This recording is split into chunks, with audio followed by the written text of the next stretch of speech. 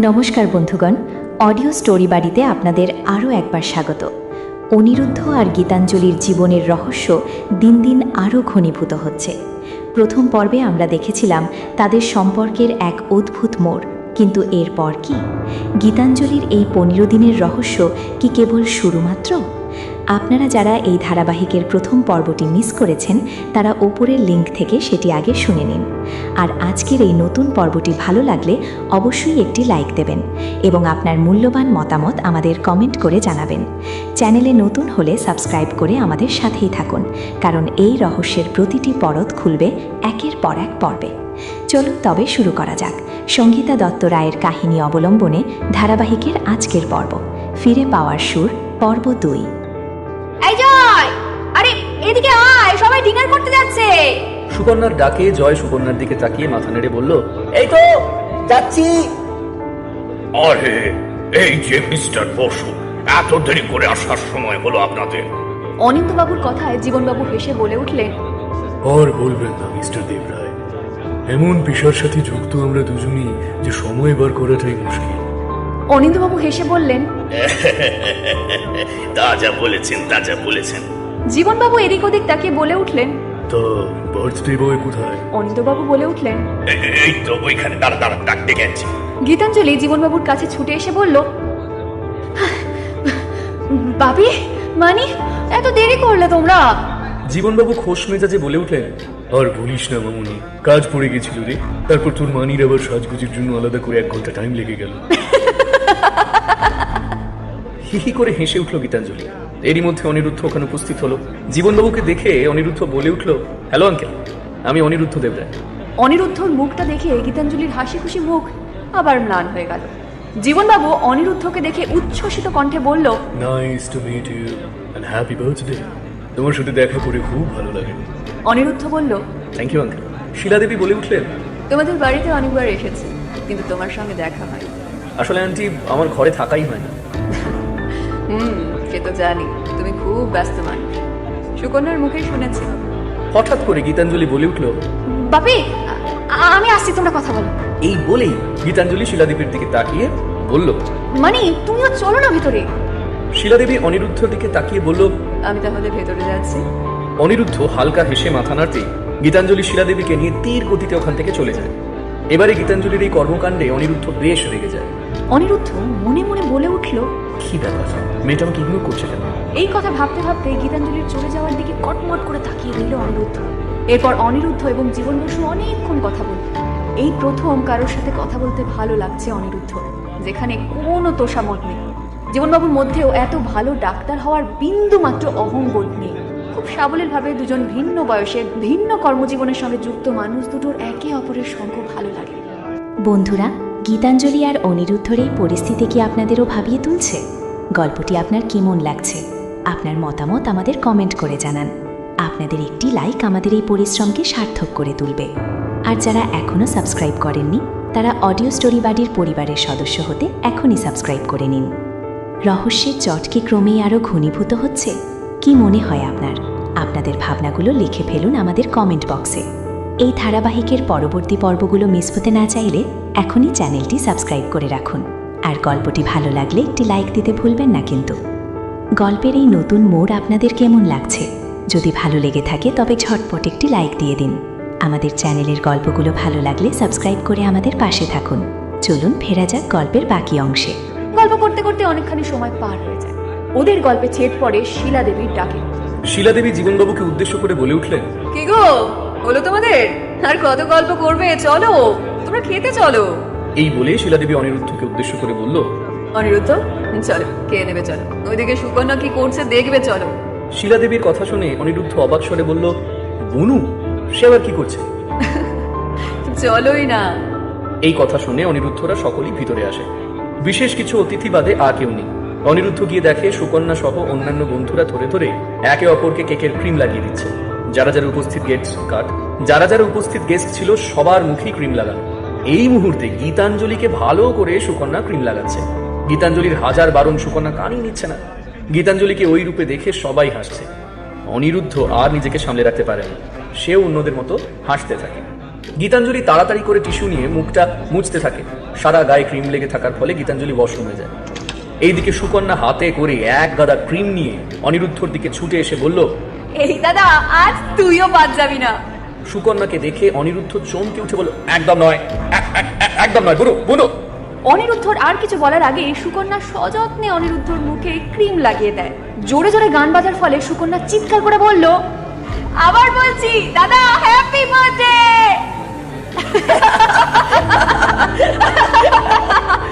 অনিরুদ্ধ হেসে চট করে সুকন্যা সহ বাড়ির সবার মুখে ক্রিম লাগিয়ে দেয়। সবাই হাসি ঠাট্টা করতে থাকে। সব শেষে অনিরুদ্ধ ওখান থেকে বেরিয়ে ওয়াশরুমে যায়, কিন্তু ওয়াশরুমে ঢুকে ভেতরে কাণ্ড দেখে আরো জোরে জোরে হেসে ওঠে। ওয়াশরুমের ভেতরে গীতাঞ্জলির ক্রিম মাখা অবস্থায় শাওয়ারের জলে ভিজে একাকার হয়ে রয়েছে। বারবার চেষ্টা করছে শাওয়ারটাকে অফ করার, কিন্তু ক্রিম মাখা হাত বারবারই স্লিপ করছে। এমন অবস্থায় শাওয়ার বন্ধ করতে ব্যস্ত গীতাঞ্জলি অনিরুদ্ধকে দেখতে পায়নি। অনিরুদ্ধ তাড়াতাড়ি এগিয়ে যায় শাওয়ার বন্ধ করতে এবং শাওয়ারের উপর গীতাঞ্জলির হাতের উপর হাতটা রেখে শাওয়ারটা বন্ধ করে। এইদিকে গীতাঞ্জলির কাপড় চুল পুরো ভিজে চুপসে গেছে। গীতাঞ্জলি পিছন ফিরে অনিরুদ্ধর মুখটা দেখে ভয়ে আবার সামনের দিকে ফিরে তাকালো। ভিজে চুলে গীতাঞ্জলিকে অপরূপ লাগে অনিরুদ্ধর। জলে সিক্ত গীতাঞ্জলির সারা শরীর দিয়ে জল চুইয়ে পড়ছে। অনিরুদ্ধ গীতাঞ্জলির দিক থেকে চোখ ফেরাতে পারছে না। গীতাঞ্জলির ফর্সা মুখখানি লজ্জায় লাল হয়ে গেছে। সবুজ ব্লাউজে ফেটে পড়ছে তার সিক্ত শরীরের লাবণ্য। গীতাঞ্জলির বুকটা আবারও ধুকপুক করে উঠল। কিছু পরে গীতাঞ্জলিকে এমন অপ্রস্তুত অবস্থায় দেখে অনিরুদ্ধ ওখান থেকে চলে যাওয়ার জন্য ঘুরে দাঁড়াতেই গীতাঞ্জলির করে একটা অস্পষ্ট আওয়াজ শুনতে পেল। লাগছে। অনিরুদ্ধ গীতাঞ্জলির আওয়াজ শুনে ফিরে তাকিয়ে দেখে গীতাঞ্জলির চুল কোনোভাবে তার কোটের বোতামের সাথে লেগে গেছে। অনিরুদ্ধ অপ্রস্তুত হয়ে বলল, ও সরি, তোমার চুলটা আমার কোটের বোতামের সাথে লেগে গেছে। দাঁড়াও, আমি খুলে দিচ্ছি। চুলটা নিজের কোট থেকে ছাড়িয়ে অনিরুদ্ধ গীতাঞ্জলিকে একটা টিস্যু দিয়ে বলল, মুখ থেকে ক্রিমটা মুছে নাও। গীতাঞ্জলি টিস্যুটাকে নিয়ে পুরো মুখটা পরিষ্কার করে নিল। অনিরুদ্ধ অনেকক্ষণ গীতাঞ্জলির দিকে এক নজরে তাকিয়েছিল। গীতাঞ্জলি যেই অনিরুদ্ধর দিকে তাকালো, অনিরুদ্ধ অমনি মুখটা ফিরিয়ে নিয়ে বলল, তো কপালে ক্রিম লেগে আছে, আয়নাটা দেখে তুমি পরিষ্কার করে নাও। গীতাঞ্জলির টিস্যুটা নিয়ে আয়নার সামনে দাঁড়িয়ে মুখটা মুছতে থাকে। অনিরুদ্ধ চলেই যাচ্ছিল। এমন সময় গীতাঞ্জলি বলে ওঠে, শুনুন, আমি আমি তো পুরো ভিজে গেছি। আমি তো তোমাকে ভিজতে বলিনি, আমি কি করতে পারি? চলো এসো। আমি তো তোমাকে ভিজতে বলিনি, আমি কি করতে পারি? আমি কি নিজের কোট প্যান্ট খুলে তোমাকে দিয়ে দেবো নাকি? আমি সেটা কখন বললাম? তাহলে আমি কি করবো? আপনি একটু শুকুকে ডেকে দিন না প্লিজ। বন্ধুরা, গীতাঞ্জলি আর অনিরুদ্ধর এই পরিস্থিতি কি আপনাদেরও ভাবিয়ে তুলছে? গল্পটি আপনার কেমন লাগছে? আপনার মতামত আমাদের কমেন্ট করে জানান। আপনাদের একটি লাইক আমাদের এই পরিশ্রমকে সার্থক করে তুলবে। আর যারা এখনও সাবস্ক্রাইব করেননি, তারা অডিও স্টোরি বাড়ির পরিবারের সদস্য হতে এখনই সাবস্ক্রাইব করে নিন। রহস্যের জট কি ক্রমেই আরও ঘনীভূত হচ্ছে? কি মনে হয় আপনার? আপনাদের ভাবনাগুলো লিখে ফেলুন আমাদের কমেন্ট বক্সে। এই ধারাবাহিকের পরবর্তী পর্বগুলো মিস হতে না চাইলে এখনই চ্যানেলটি সাবস্ক্রাইব করে রাখুন। আর গল্পটি ভালো লাগলে একটি লাইক দিতে ভুলবেন না কিন্তু। গল্পের এই নতুন মোড় আপনাদের কেমন লাগছে? যদি ভালো লেগে থাকে তবে ঝটপট একটি লাইক দিয়ে দিন। আমাদের চ্যানেলের গল্পগুলো ভালো লাগলে সাবস্ক্রাইব করে আমাদের পাশে থাকুন। চলুন ফেরা যাক গল্পের বাকি অংশে। এমন অবস্থায় বাইরেও যেতে পারছি না। গীতাঞ্জলিকে আপাত মস্তক ভিজে শরীরে ঠান্ডায় কাঁপতে দেখে অনিরুদ্ধের খারাপ লাগলো। অনিরুদ্ধ সুর নরম করে বলল, কি করে ভিজলে? বুঝতে পারিনি, কলটা চালু করতে গিয়ে শাওয়ারটা চালিয়ে ফেলেছি। অনিরুদ্ধ তার গা থেকে কোটটা খুলে গীতাঞ্জলির গায়ে দিয়ে বলল, ঠিক আছে, আমি কোনোকে ডেকে দিচ্ছি। এই বলে অনিরুদ্ধ চলে গেল। কিছুক্ষণের মধ্যে সুকন্যা গীতাঞ্জলির কাছে আসে। গীতাঞ্জলিকে অমন অবস্থায় দেখে সুকন্যা চোখ কপালে তুলে বলল, কি অবস্থা করেছিস তোর? আরে চল তাড়াতাড়ি চেঞ্জ করবি, চল, না হলে তোর ঠান্ডা লেগে যাবে রে। সুকন্যার ঘরে এসে চেঞ্জ করতে করতে গীতাঞ্জলি অনিরুদ্ধর ভাবনায় মগ্ন। গীতাঞ্জলি মনে বলে উঠল, আজ সকাল থেকে যে কতবার ওনার মুখোমুখি হলাম, আমার একদম ইচ্ছা করে না ওনার সামনে যেতে। ওনাকে দেখলে কেমন যেন একটা হয়। এই কথা ভাবতে ভাবতে আয়নার সামনে দাঁড়িয়ে গীতাঞ্জলি নিজের দিকে তাকিয়ে বলল, আর কাউকে দেখলে তো এমন হয় না। ওনাকে দেখলে কেন বুকের ভেতরে উথাল পাথাল হয়? ওনাকে কেন দেখলে মনে হয় এই তো সে, যার হাত ধরে সারা জীবন কাটাতে পারবো। আচ্ছা, আমি কি ওনাকে ভালোবেসে ফেললাম? আজকেই তো দেখা হলো আমাদের, কিন্তু এটা তো ঠিক নয়। ওনার সাথে আমার আকাশ পাতাল তফাৎ। উনি তো আমাকে পছন্দই করেন না। সেটা সেটা বোঝাও কেন ওনার প্রতি এমন অনুভূতি হচ্ছে আমার? হঠাৎ সুকন্যা বলে উঠল যে দিদিমণি, একটা কাপড় চেঞ্জ করতে তোর এত সময় লাগছে? ওদিকে দেখ, সবাই চলে গেল, শুধু একজন তোর আসার অপেক্ষা করছে। গীতাঞ্জলি সুকন্যার কথায় বলে উঠল। কে? সুকন্যা হেসে বলল, কে আবার? জয়। গীতাঞ্জলি বলে উঠল, যাচ্ছি, চল। ওদের দুজনকে আসতে দেখে জয় জিজ্ঞেস করলো, কি রে, কোথায় ছিলিস তুই? কখন থেকে ওয়েট করছি তোর জন্য, বাকিরা সবাই তো ডিনার করতে চলে গেল। গীতাঞ্জলি বিরক্তির সুর টেনে বলল, আর বলিস না, শুকুটা মাঝে মাঝে এমন কাণ্ড করে না। ও জানি আমি পছন্দ করি না এইসব। এই কথা শুনতেই সুকন্যা বলে উঠলো, কিন্তু বেশি বকিস না তো। আমি কি করে জানবো যে ক্রিম লাগানোর ফলে তোর এরকম কাক ভেজা অবস্থা হবে? সব সময় বুড়ি বুড়ি ভাব। লাইফে একটু এনজয়মেন্টের তো দরকার হয় নাকি? কেন সুকন্যা ওর পেছনে লাগছিস? জানিস তো ওই রকম। সুকন্যা জয়ের দিকে একটা আঙুল দেখিয়ে বলল, এই জয়, একদম কি তোর সাইড নিয়ে কথা বলবি না। গীতাঞ্জলি চিৎকার করে বলল, উফ, এই তোরা চুপ কর তো। এতক্ষণ আমি আসছিলাম না বলে খুব দেরি হচ্ছিল, এখন হচ্ছে না? বল। সুকন্যা মুখ বেঁকিয়ে গীতাঞ্জলিকে উদ্দেশ্য করে বলল, হ্যাঁ হ্যাঁ দিদিমণি, চলুন, আপনার অপেক্ষায় প্রতীক্ষায় অধীর আগ্রহে অপেক্ষা করছে সবাই। এবার গীতাঞ্জলি সুকন্যার দিকে মজা করে বলল, বাবা শুধু এতগুলো ভারী ভারী বাংলা কথা একসঙ্গে, কি ব্যাপার বলতো? সুকন্যা গীতাঞ্জলির মাথায় মাথা ঠেকিয়ে বলল, ব্যাপার আবার কি? আপনাকে খুশি করার জন্য বললাম। গীতাঞ্জলি বলে উঠল, ও তাই? সুকন্যা বলল, হ্যাঁ তাই। গীতাঞ্জলি চোখ পাকিয়ে বলল, আমার খুশির কথা এত ভাবিস? এবার সুকন্যা সিরিয়াস মুখ করে বলল, তুই আমার বেস্ট ফ্রেন্ড গীতাঞ্জলি, তোর সাথে মজা করি সেটা আলাদা ব্যাপার। আমি জানি তুই আমার কতটা দূরে আছিস। জয় সুকন্যার কথা শুনে মুচকি হাসি হেসে বলল, নে নে সুকন্যা, আর সেন্টু দিস না গীতাঞ্জলিকে। চল চল চল, এবার যাই ওদের কাছে। গল্পটি আপনার কেমন লাগছে? আপনার মতামত আমাদের কমেন্ট করে জানান। আপনাদের একটি লাইক আমাদের এই পরিশ্রমকে সার্থক করে তুলবে। আর যারা এখনও সাবস্ক্রাইব করেননি, তারা অডিও স্টোরি বাড়ির পরিবারের সদস্য হতে এখনই সাবস্ক্রাইব করে নিন। রহস্যের চটকে ক্রমেই আরও ঘনীভূত হচ্ছে। কি মনে হয় আপনার? আপনাদের ভাবনাগুলো লিখে ফেলুন আমাদের কমেন্ট বক্সে। এই ধারাবাহিকের পরবর্তী পর্বগুলো মিস হতে না চাইলে এখনই চ্যানেলটি সাবস্ক্রাইব করে রাখুন। আর গল্পটি ভালো লাগলে একটি লাইক দিতে ভুলবেন না কিন্তু। গল্পের এই নতুন মোড় আপনাদের কেমন লাগছে? যদি ভালো লেগে থাকে তবে ঝটপট একটি লাইক দিয়ে দিন। আমাদের চ্যানেলের গল্পগুলো ভালো লাগলে সাবস্ক্রাইব করে আমাদের পাশে থাকুন। চলুন ফেরা যাক গল্পের বাকি অংশে। রাত প্রায় 10:30 বাজতে চলল। একে একে সব অতিথি প্রায় চলে গেছে। সুকন্যার সব বন্ধুরা চলে গেছে। গীতাঞ্জলি এবং তার পরিবারেরও যাওয়ার সময় হয়ে গেছে। জীবনবাবু অনিন্দবাবুকে উদ্দেশ্য করে বলে উঠল, আজ তাহলে এলাম মিস্টার দেবরায়। আপনাকে অনেক ধন্যবাদ এত সুন্দর একটা সন্ধ্যা উপহার দেওয়ার জন্য। অনিন্দবাবু হেসে বললেন, কি যে বলেন মিস্টার বাসু, আপনাকেই আমার ধন্যবাদ জানানো উচিত। আপনারা এত ব্যস্ত মানুষ, আমাদের এতখানি সময় দিলেন। জীবনবাবু লজ্জায় মাথা নেড়ে বললেন, আরে না না না, কি যে বলেন আপনি। তবে অনিরুদ্ধের সাথে আলাপ হয়ে খুব ভালো লেগেছে। আজকালকার দিনে এমন ডিটারমাইন্ড ছেলে খুব কম দেখা যায়, তাও আবার এত অল্প বয়সে।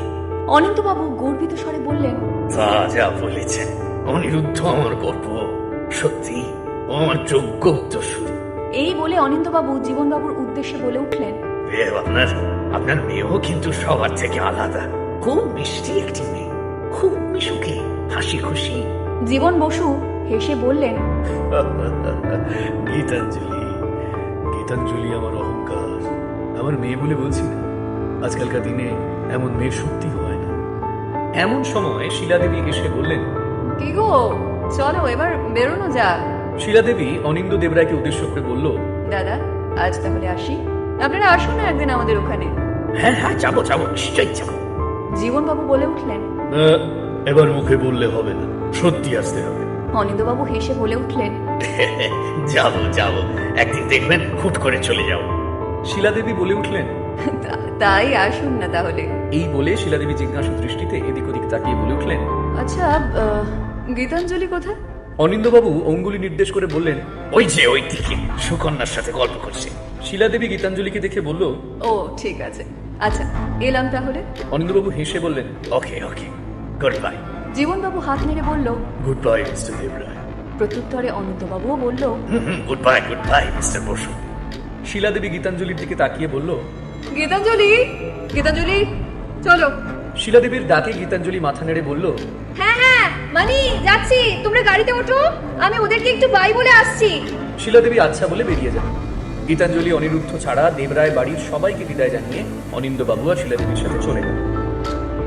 বন্ধুরা, গীতাঞ্জলি আর অনিরুদ্ধর এই পরিস্থিতি কি আপনাদেরও ভাবিয়ে তুলছে? গল্পটি আপনার কেমন লাগছে? আপনার মতামত আমাদের কমেন্ট করে জানান। আপনাদের একটি লাইক আমাদের এই পরিশ্রমকে সার্থক করে তুলবে। আর যারা এখনও সাবস্ক্রাইব করেননি তারা অডিও স্টোরি বাড়ির পরিবারের সদস্য হতে এখনই সাবস্ক্রাইব করে নিন। রহস্যের জট কি ক্রমেই আরও ঘনীভূত হচ্ছে? কি মনে হয় আপনার? আপনাদের ভাবনাগুলো লিখে ফেলুন আমাদের কমেন্ট বক্সে। এই ধারাবাহিকের পরবর্তী পর্বগুলো মিস হতে না চাইলে এখনই চ্যানেলটি সাবস্ক্রাইব করে রাখুন। আর গল্পটি ভালো লাগলে একটি লাইক দিতে ভুলবেন না কিন্তু। গল্পের এই নতুন মোড় আপনাদের কেমন লাগছে? যদি ভালো লেগে থাকে তবে ঝটপট একটি লাইক দিয়ে দিন। আমাদের চ্যানেলের গল্পগুলো ভালো লাগলে সাবস্ক্রাইব করে আমাদের পাশে থাকুন। চলুন ফেরা যাক গল্পের বাকি অংশে। পরের দিন সকাল 8টার সময় সবাই চা খাচ্ছে। অনিন্দবাবু এক মনে টাইমস অফ ইন্ডিয়া পড়ে চলেছে। মনামি দেবী এবং ইলা দেবী চা খাচ্ছে, সুকন্যা ব্রেকফাস্ট করছে। এমন সময় অনিরুদ্ধ উপর থেকে নিচে নেমে এসে সবাইকে গুড মর্নিং জানায়। অনিন্দবাবু আর চোখে অনিরুদ্ধকে দেখে বলল, এখন অফিসে যাচ্ছ আপনি? হ্যাঁ বাবা, কাল আহুজাদের সাথে একটা ক্লায়েন্ট মিটিং আছে, যার জন্য আজ প্রেজেন্টেশন তৈরি করতে হবে। মনামি দেবী বলে উঠলেন, কালকের দিনটাই ওকে কোনো মতে আটকানো গেছে। আজ থেকে আবার ওর পুরনো রুটিন শুরু হয়ে গেছে। যাবি যা, ব্রেকফাস্টটা করে যা। মনামি দেবীর কথা শুনে অনিরুদ্ধ বলে উঠল, না মা, এত সকালে আর ব্রেকফাস্ট করবো না, জুস খেয়ে নিয়েছি। ইলা দেবী অনিরুদ্ধর দিকে তাকিয়ে বলল, দাদু ভাই, তোমার সঙ্গে একটা কথা ছিল। অনিরুদ্ধ ইলা দেবীর কাছে এসে বলল, কি ঠামু, কি বলবে? অনিত্যবাবু নিউজ পেপার থেকে মুখ তুলে অনিরুদ্ধকে উদ্দেশ্য করে বললেন, শুধু থাম্বু নয়, আমরা সবাই তোমার সাথে একটা বিষয়ে কথা বলতে চাই। অনিরুদ্ধ আন্দাজ করেছিল যে আজ সকাল হতেই সবাই তাকে ধরবে, যা ভেবেছে তাই। ইলা দেবী বলে উঠলেন, দাদু ভাই, কাল তো অনেক মেয়েদের সাথে আলাপ করলে, কাউকে কি মনে ধরলো তোমার? এই কথা শুনতেই হঠাৎই অনিরুদ্ধর চোখের সামনে গীতাঞ্জলির মুখটা ভেসে উঠল। কিন্তু নিজের মনের থেকে ভাবনা দূর করে অনিরুদ্ধ বলে উঠল, না, কাউকেই পছন্দ হয়নি। এইসব মেয়েগুলো আমার টাইপের নয় ঠাম্মু, বড্ড অহংকারী। এরা তো সব একে অপরের সাথে প্রতিযোগিতা করতে এসেছে। কেউ কেউ আবার নিজের কোম্পানির উন্নতি করতে আমাকে বিয়ে করতে চাইছে। সবার মধ্যে একটা লোভ কাজ করছে ঠাম্মু। জেনে শুনে একটা লোভীকে বিয়ে করার কোনো মানেই হয় না। এতে আমার ক্ষতি, ডেবরা ইন্ডাস্ট্রির ক্ষতি, আর সাথে সাথে এই ফ্যামিলিরও ক্ষতি। দেখো ঠাম্মু, আমি এখন বিয়ে করতে চাইছি না, আর কয়েক বছর পর এসব নিয়ে কথা বলবো। সবই তো বুঝলাম দাদু ভাই, ইলা দেবী চিন্তিত মুখে বললেন, কিন্তু আমারও তো বয়স হচ্ছে। তোমার বংশধরকে দেখে না গেলে আমি তো মরেও শান্তি পাবো না। এই কথাটা শুনতেই অনিরুদ্ধ রেগে গিয়ে ইলা দেবীকে বলল, কি সব আজে বাজে কথা বলছো ঠাম্মু?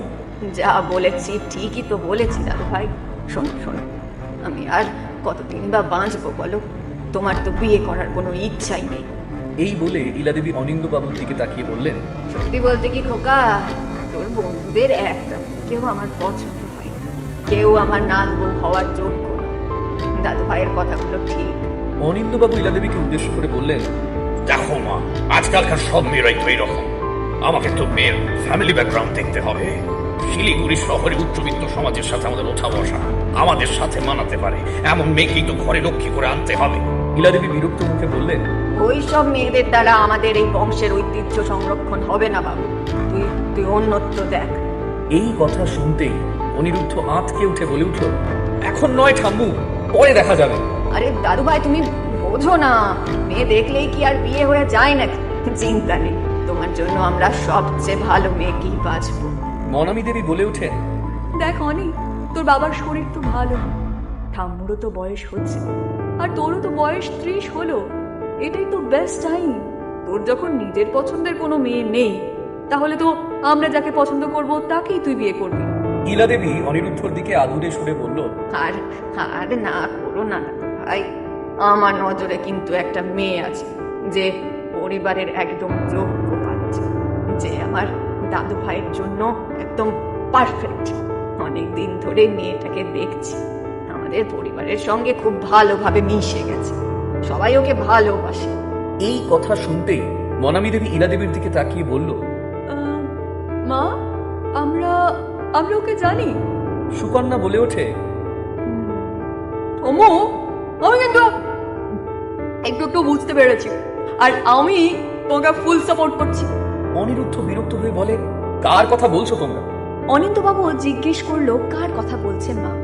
ইলা দেবী মুচকি হেসে বললেন, কেন, তোরা বুঝতে পারছিস না?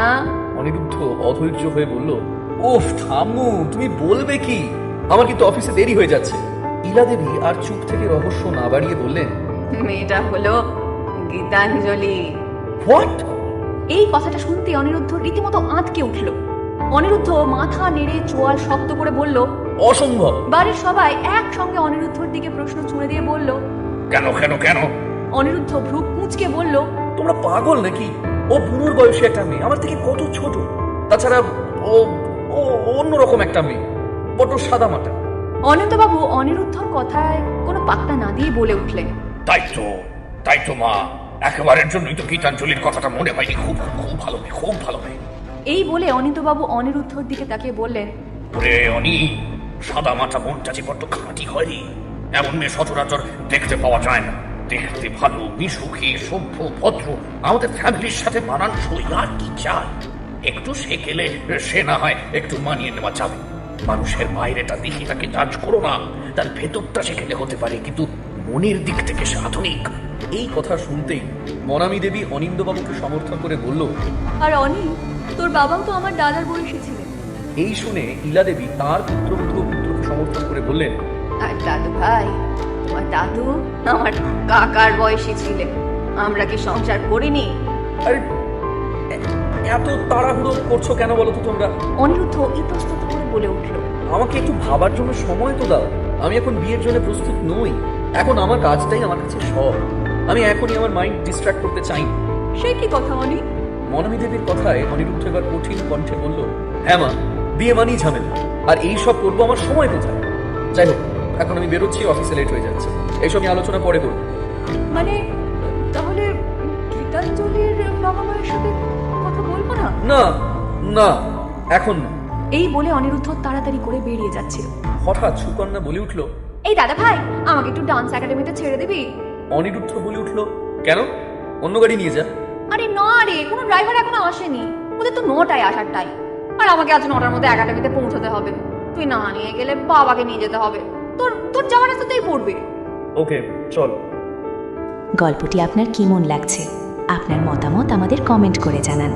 আপনাদের একটি লাইক আমাদের এই পরিশ্রমকে সার্থক করে তুলবে। আর যারা এখনও সাবস্ক্রাইব করেননি, তারা অডিও স্টোরি বাড়ির পরিবারের সদস্য হতে এখনই সাবস্ক্রাইব করে নিন। রহস্যের জট কি ক্রমেই আরও ঘনীভূত হচ্ছে? কি মনে হয় আপনার? আপনাদের ভাবনাগুলো লিখে ফেলুন আমাদের কমেন্ট বক্সে। এই ধারাবাহিকের পরবর্তী পর্বগুলো মিস হতে না চাইলে এখনই চ্যানেলটি সাবস্ক্রাইব করে রাখুন। আর গল্পটি ভালো লাগলে একটি লাইক দিতে ভুলবেন না কিন্তু। গল্পের এই নতুন মোড় আপনাদের কেমন লাগছে? যদি ভালো লেগে থাকে তবে ঝটপট একটি লাইক দিয়ে দিন। আমাদের চ্যানেলের গল্পগুলো ভালো লাগলে সাবস্ক্রাইব করে আমাদের পাশে থাকুন। চলুন ফেরা যাক গল্পের বাকি অংশে। একাডেমিতে পৌঁছে অনিরুদ্ধ সুকন্যাকে নামিয়ে দিল। গাড়ির দরজাটা বন্ধ না করেই সুকন্যা একজনকে জিজ্ঞাসা করলো, এই গীতাঞ্জলি এসেছে রে? সে বলল, হ্যাঁ, অনেকক্ষণ হয়েছে এসেছে। তুই এলি? তাড়াতাড়ি চল, তুই আসিসনি বলে ও আর জয় ইন্দো ওয়েস্টার্নের উপর যুগলবন্দি করছে। সুকন্যা ব্যস্ত হয়ে বলল, তাই? এই কথা শুনতেই সুকন্যা অনিরুদ্ধকে কোনো মতে আসছি বলে একাডেমির ভিতরে ঢুকে যায়। অনিরুদ্ধর কেন জানি না জয়ের নামটা শুনে রাগ ধরে গেল। রাগত মনেই গাড়িটা স্টার্ট দিতে গিয়ে দেখে সুকন্যা তার কলেজে যাওয়ার ব্যাগটা ফেলে গেছে। ব্যাগটা দেখে এক রাশ বিরক্তি এসে পড়ে অনিরুদ্ধর মুখে। সকাল থেকেই আজ মুড অফ, একটু অফিসে তাড়াতাড়ি যাবে তার উপায় নেই। এই ভেবে গজগজ করতে করতে অনিরুদ্ধ যেটা কখনো করেনি সেটাই করল। গাড়িটাকে পার্কিংয়ে ঢুকিয়ে একাডেমিতে ঢুকল। কিছুক্ষণ খোঁজার পর সুকন্যাকে দেখতে পেয়ে এগিয়ে গেল অনিরুদ্ধ।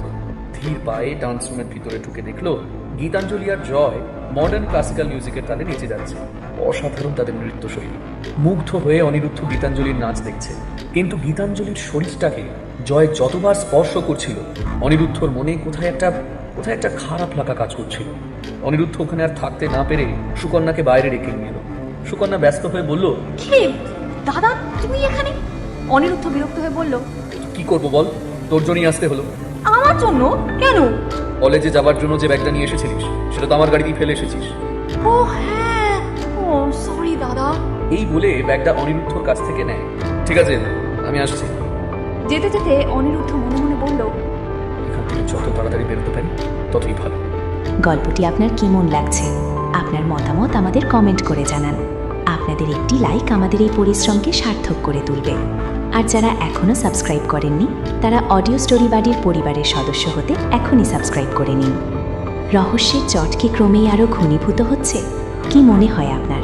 আপনাদের ভাবনাগুলো লিখে ফেলুন আমাদের কমেন্ট বক্সে। এই ধারাবাহিকের পরবর্তী পর্বগুলো মিস হতে না চাইলে এখনই চ্যানেলটি সাবস্ক্রাইব করে রাখুন। আর গল্পটি ভালো লাগলে একটি লাইক দিতে ভুলবেন না কিন্তু। গল্পের এই নতুন মোড় আপনাদের কেমন লাগছে? যদি ভালো লেগে থাকে তবে ঝটপট একটি লাইক দিয়ে দিন। আমাদের চ্যানেলের গল্পগুলো ভালো লাগলে সাবস্ক্রাইব করে আমাদের পাশে থাকুন। চলুন ফেরা যাক গল্পের বাকি অংশে। এরপর অফিসে পৌঁছে অনিরুদ্ধ কিছুতেই কাজে মনোনিবেশ করতে পারে না। বড় দ্বিধাগ্রস্ত হয়ে রয়েছে সে। বারবার গীতাঞ্জলি আর জয়ের নাচের দৃশ্য তার চোখের সামনে ভেসে উঠছে। যতবার ভাবছে ততবার মাথাটা গরম হয়ে যাচ্ছে। নিজের প্রতি স্বগতোক্তি করে অনিরুদ্ধ বলে উঠল, কেন এমন হচ্ছে? কেন ওই মেয়ে কেন আমার মনে এতখানি প্রভাব ফেলেছে? কিছুতেই কাজে মন বসাতে পারছি না, কিছুতেই মন থেকে মেয়েটাকে মন থেকে কিছুতেই মুছে দিতে পারছি না। কি অসহ্য লাগছে আমার। আবার বাড়ির লোকেরও এই মেয়েটা কি ভালো লাগতে হলো। May I coming sir? একটা পুরুষ কণ্ঠস্বর শুনে অনিরুদ্ধ নিজের ভাবনা থেকে বেরিয়ে সামনে তাকিয়ে বলল, ইয়েস কাম ইন। সাম্য ভেতরে আসতেই অনিরুদ্ধ আর দেরি না করে বলল, শামু, আমাকে আজকের শিডিউলটা একটু বলো। সাম্য বলে উঠল, স্যার, আজ আপনার দুটো মিটিং রয়েছে। নিউ জলপাইগুড়ির ওখানে একটা সাইট সিন করতে যেতে হবে, আর দুটো কারখানার ভিজিটে যাওয়ার আছে। আর এখন এই ফাইলটা একটু দেখে নেবেন। অনিরুদ্ধ বলে উঠল, আচ্ছা আচ্ছা, আহুজাদের জন্য প্রেজেন্টেশন। সাম্য বলল, হ্যাঁ স্যার। অনিরুদ্ধ মাথা নেড়ে বলল, আচ্ছা ঠিক আছে, তুমি যাও, আমি দেখে নিচ্ছি। আর ফার্স্ট মিটিংটা 10:30টায় ডেকে নাও। হ্যাঁ সাম্য ওকে স্যার। বলে বেরিয়ে যাওয়ার পর অনিরুদ্ধ কাজে লেগে পড়ে। মিটিং পর্ব সেরে অনিরুদ্ধ কারখানাগুলোর ভিজিট করে সাম্য এবং ম্যানেজারকে নিয়ে নিউ জলপাইগুড়ির উদ্দেশ্যে বেরিয়ে পড়ে। দুপুর 3টে বাজতে চলল। সাইট সিন হয়ে গেছে, অনিরুদ্ধের লাঞ্চ হয়ে গেছে। সাম্য এবং ম্যানেজারের লাঞ্চ সারা হলে তারা আবার শিলিগুড়িতে ফিরে আসবে। অনিরুদ্ধ হোটেলের লাউঞ্জ থেকে অগ্নিসেনকে ফোন করে। অগ্নিসেন ফোনটা ধরতেই অনিরুদ্ধ বলে উঠল, হ্যালো হ্যালো হ্যালো আঙ্কেল। অগ্নিসেন বললেন, হ্যাঁ বলো। অনিরুদ্ধ বলল, হ্যাঁ বলছি যে তুমি কোথায় আছো গো? কোথায় আর থাকবো বলো, আইডিতে আছি। আজ আমাদের কনফিডেন্সিয়াল মিটিং আছে তো রাত 10টায়। আমাদের টিমের সবাই থাকবে। তুমি কখন আসছো? আঙ্কেল, এখন আমি নিউ জলপাইগুড়িতে আছি। আধ ঘন্টার মধ্যেই বেরোচ্ছি। তারপর অফিসে একটা ফরেন ক্লায়েন্টের সাথে মিটিং আছে। তারপর আর আজকে আর কিছু নেই। ওই ধরো 7টার মধ্যে আইবিতে পৌঁছে যাব। এই বলে অনিরুদ্ধ ঈষৎ চাপা স্বরে বলল, শোনো না, বলছি আমি যে জন্য তোমায় ফোন করেছি, পরশুদিন দার্জিলিং চেকপোস্ট থেকে আমাদের 20টা বেআইনি অস্ত্র বোঝাই লরি পাকড়াও করার কথা আছে তো? হ্যাঁ তা তো আছে। আঙ্কেল, আমি যেখানে সাইট সিন করতে এসেছি তার কিছু দূরে একটা মাঠ রয়েছে। সেই মাঠটা অ্যাকচুয়ালি শহরের গার্বেজ ফেলার কাজে ব্যবহৃত হয়। সেখানে এই 2:30 নাগাদ এই একই নম্বরে 20টা লরি ওখানে ঢুকেছে। এলাকাটা ফাঁকা। ওরা হয়তো লরিগুলোকে ওখানেই লুকিয়ে রাখছে, পরশু রাতের বেলায় পাচার করবে। তুমি নিশ্চিত জানো? 100% শিওর। অনিরুদ্ধ দেবরায়ের এই সব কখনো ভুল হয় না। আমি প্রত্যেকটা গাড়ির নাম্বার চেক করেছি আঙ্কেল। আঙ্কেল তুমি টিম নিয়ে চলে এসো এখানে, ওদের বাজেয়াপ্ত করো। আমি লোকেশন পাঠিয়ে দিচ্ছি। ওকে ওকে ওকে, অনি তাড়াতাড়ি করো। অনিরুদ্ধ ওকে রাখছি। বলে তাড়াতাড়ি করে লোকেশনটা অগ্নিসেনের মোবাইলে পাঠিয়ে দিল। মনে মনে কিছুটা নিশ্চিত হল অনিরুদ্ধ এইবার পুরো ব্যাপারটা টিম সামলে দেবে। 7:30 নাগাদ অনিরুদ্ধ আইবি অফিসে পৌঁছায়। অগ্নিসেন অনিরুদ্ধকে দেখেই হেসে বলল, ওয়েল ডান মাই সন। অনিরুদ্ধ হেসে বলল, থ্যাংক ইউ আঙ্কেল। দারুণ দারুণ খবর দিয়েছো তুমি। এবার শিবাজি পাঁজা হাড়ে হাড়ে টের পাবে কার মুখোমুখি হয়েছে। ঠিক বলেছ অনি। শিবাজি এই শহরের একজন বিজনেসম্যান, কিন্তু সেই বিজনেসের আড়ালে চলে মাফিয়া রাজ। দুর্নীতিগ্রস্ত একটা মানুষ। এমন কিছু নেই যে ও করে না। মাদকদ্রব্য পাচার, বেআইনি অস্ত্র পাচার, এখন নতুন শুরু করেছে শিশু এবং নারী পাচার। আর আজকের আমাদের মিটিংটা ওকে নিয়েই। 10টা নাগাদ অনিরুদ্ধ টিমের 5 জন উপস্থিত হয়। অগ্নিসেন তার মিটিং শুরু করে। অগ্নিসেন তার সকল টিম মেম্বারদের উদ্দেশ্য করে বললেন, তোমরা জানোই এই শিবাজি পাঁজা বড্ডবার বেড়েছে। নানা ধরনের বেআইনি কাজের সঙ্গে যুক্ত সে। তাই এবার খোদ পুলিশ কমিশনার ওর বিরুদ্ধে প্রমাণ জোগাড় করতে বলেছেন। সেই জন্যই আজ আমাদের এই মিটিং ডাকা। আজ অনিরুদ্ধের প্রচেষ্টায় আমরা ওর 20টা বেআইনি অস্ত্র বোঝাই লরি পাকড়াও করেছি। এরপরও ও আরো বেশি সচেতন হয়ে পড়বে। তোমাদের এবার খুব সচেতন ভাবে কাজটা এগিয়ে নিয়ে যেতে হবে। এই বলে অগ্নিসেন অনিরুদ্ধর দিকে তাকিয়ে বলল, অনিরুদ্ধ, তুমি এবারও লিড করবে। এই বলে অগ্নিসেন প্রজেক্টরে একজন সুন্দরী কিন্তু 35 ঊর্ধ্ব একজন মহিলার ছবি দেখিয়ে অনিরুদ্ধকে উদ্দেশ্য করে বললেন, এই হলো তোমার নেক্সট টার্গেট, শিবাজি পাঁজার গার্লফ্রেন্ড ও তার সহকারী দেবযানী। খুব ধুরন্ধর মহিলা, যার জন্য এবার এর কাছে তোমার পরিচয় হয়তো রিভিল হয়ে যেতে পারে। অনিরুদ্ধ আত্মবিশ্বাসের সঙ্গে বলল, ডোন্ট ওয়ারি আঙ্কেল, এই লাইনে 5 বছরের উপরে আছি। যে যতই ধুরন্ধর হোক আমার কাছে নস্যি। অগ্নিসেন নিজেও জানে অনিরুদ্ধর সৌম্যকান্ত রূপের ছটা থেকে কোনো মেয়ে পার পেতে পারে না। অনিরুদ্ধর জন্যই অনেক মিশন খুব তাড়াতাড়ি সাকসেসফুল হতে পেরেছে। আসলে অনিরুদ্ধর মধ্যে এমন একটা জিনিস আছে যেটা মেয়েদের কাছে বড্ড আকর্ষণীয়। বন্ধুরা, গীতাঞ্জলি আর অনিরুদ্ধর এই পরিস্থিতি কি আপনাদেরও ভাবিয়ে তুলছে? গল্পটি আপনার কেমন লাগছে? আপনার মতামত আমাদের কমেন্ট করে জানান। আপনাদের একটি লাইক আমাদের এই পরিশ্রমকে সার্থক করে তুলবে। আর যারা এখনও সাবস্ক্রাইব করেননি তারা অডিও স্টোরি বাড়ির পরিবারের সদস্য হতে এখনই সাবস্ক্রাইব করে নিন। রহস্যের জট কি ক্রমেই আরও ঘনীভূত হচ্ছে? কি মনে হয় আপনার? আপনাদের ভাবনাগুলো লিখে ফেলুন আমাদের কমেন্ট বক্সে। এই ধারাবাহিকের পরবর্তী পর্বগুলো মিস হতে না চাইলে এখনই চ্যানেলটি সাবস্ক্রাইব করে রাখুন। আর গল্পটি ভালো লাগলে একটি লাইক দিতে ভুলবেন না কিন্তু। গল্পের এই নতুন মোড় আপনাদের কেমন লাগছে? যদি ভালো লেগে থাকে তবে ঝটপট একটি লাইক দিয়ে দিন। আমাদের চ্যানেলের গল্পগুলো ভালো লাগলে সাবস্ক্রাইব করে আমাদের পাশে থাকুন। চলুন ফেরা যাক গল্পের বাকি অংশে। কি গো, 1 মাসের উপরে হয়ে গেল, বাবু তো বিয়ে নিয়ে কিছুই বলছে না। তুমি ওকে জিজ্ঞেস করো। কখন জিজ্ঞেস করবো বলো তো মোনা? ও কি থাকে ঘরে? তাছাড়া তো বলেই রেখেছে যে ও নিজে বিয়ের ব্যাপারে কথা বলবে। কারোর কথাই তো মানছে না। কোনো মেয়ে নাকি ওর ভালো লাগে না। মা বললো যে নাতির বিয়ে দেখতে চান, তাতেও তোর মন বললো না। আমার কি মনে হয় জানো তো, অগ্নি ঠাকুরপোকে যদি ওকে বুঝিয়ে বলতে বলি তাহলে হয়তো কিছু কাজ হতে পারে। মনে নেই ওর বিদেশ যাওয়ার ব্যাপারে অগ্নি ঠাকুরপোর বোঝানোর পরই তো ও বুঝেছিল। মনামী দেবীর এই প্রস্তাবটা অনিন্দবাবুর মনে ধরল। অনিন্দবাবু বলে উঠলেন, ঠিক বলেছ মোনা, অগ্নিকে বলে দেখি, যদি ওর দ্বারা অনিককে মানানো যায় সেই বরং ভালো হবে। গল্পটি আপনার কেমন লাগছে? আপনার মতামত আমাদের কমেন্ট করে জানান। আপনাদের একটি লাইক আমাদের এই পরিশ্রমকে সার্থক করে তুলবে। আর যারা এখনও সাবস্ক্রাইব করেননি তারা অডিও স্টোরি বাড়ির পরিবারের সদস্য হতে এখনই সাবস্ক্রাইব করে নিন। রহস্যের জট কি ক্রমেই আরও ঘনীভূত হচ্ছে? কি মনে হয় আপনার? আপনাদের ভাবনাগুলো লিখে ফেলুন আমাদের কমেন্ট বক্সে। এই ধারাবাহিকের পরবর্তী পর্বগুলো মিস হতে না চাইলে এখনই চ্যানেলটি সাবস্ক্রাইব করে রাখুন। আর গল্পটি ভালো লাগলে একটি লাইক দিতে ভুলবেন না কিন্তু। গল্পের এই নতুন মোড় আপনাদের কেমন লাগছে? যদি ভালো লেগে থাকে তবে ঝটপট একটি লাইক দিয়ে দিন। আমাদের চ্যানেলের গল্পগুলো ভালো লাগলে সাবস্ক্রাইব করে আমাদের পাশে থাকুন। চলুন ফেরা যাক গল্পের বাকি অংশে। পরের দিন অনিরুদ্ধ আইবির অফিসে ঢোকা মাত্র অগ্নিসেন অনিরুদ্ধকে ডেকে কাছে ডাকেন। অনিরুদ্ধকে দেখে ডাকেন। অনিরুদ্ধ অগ্নিসেনের কেবিনে এসে বলল, কি বলছো আঙ্কেল? অগ্নিসেন বলে উঠলেন, অনি, তোমার কাজ কেমন এগোচ্ছে?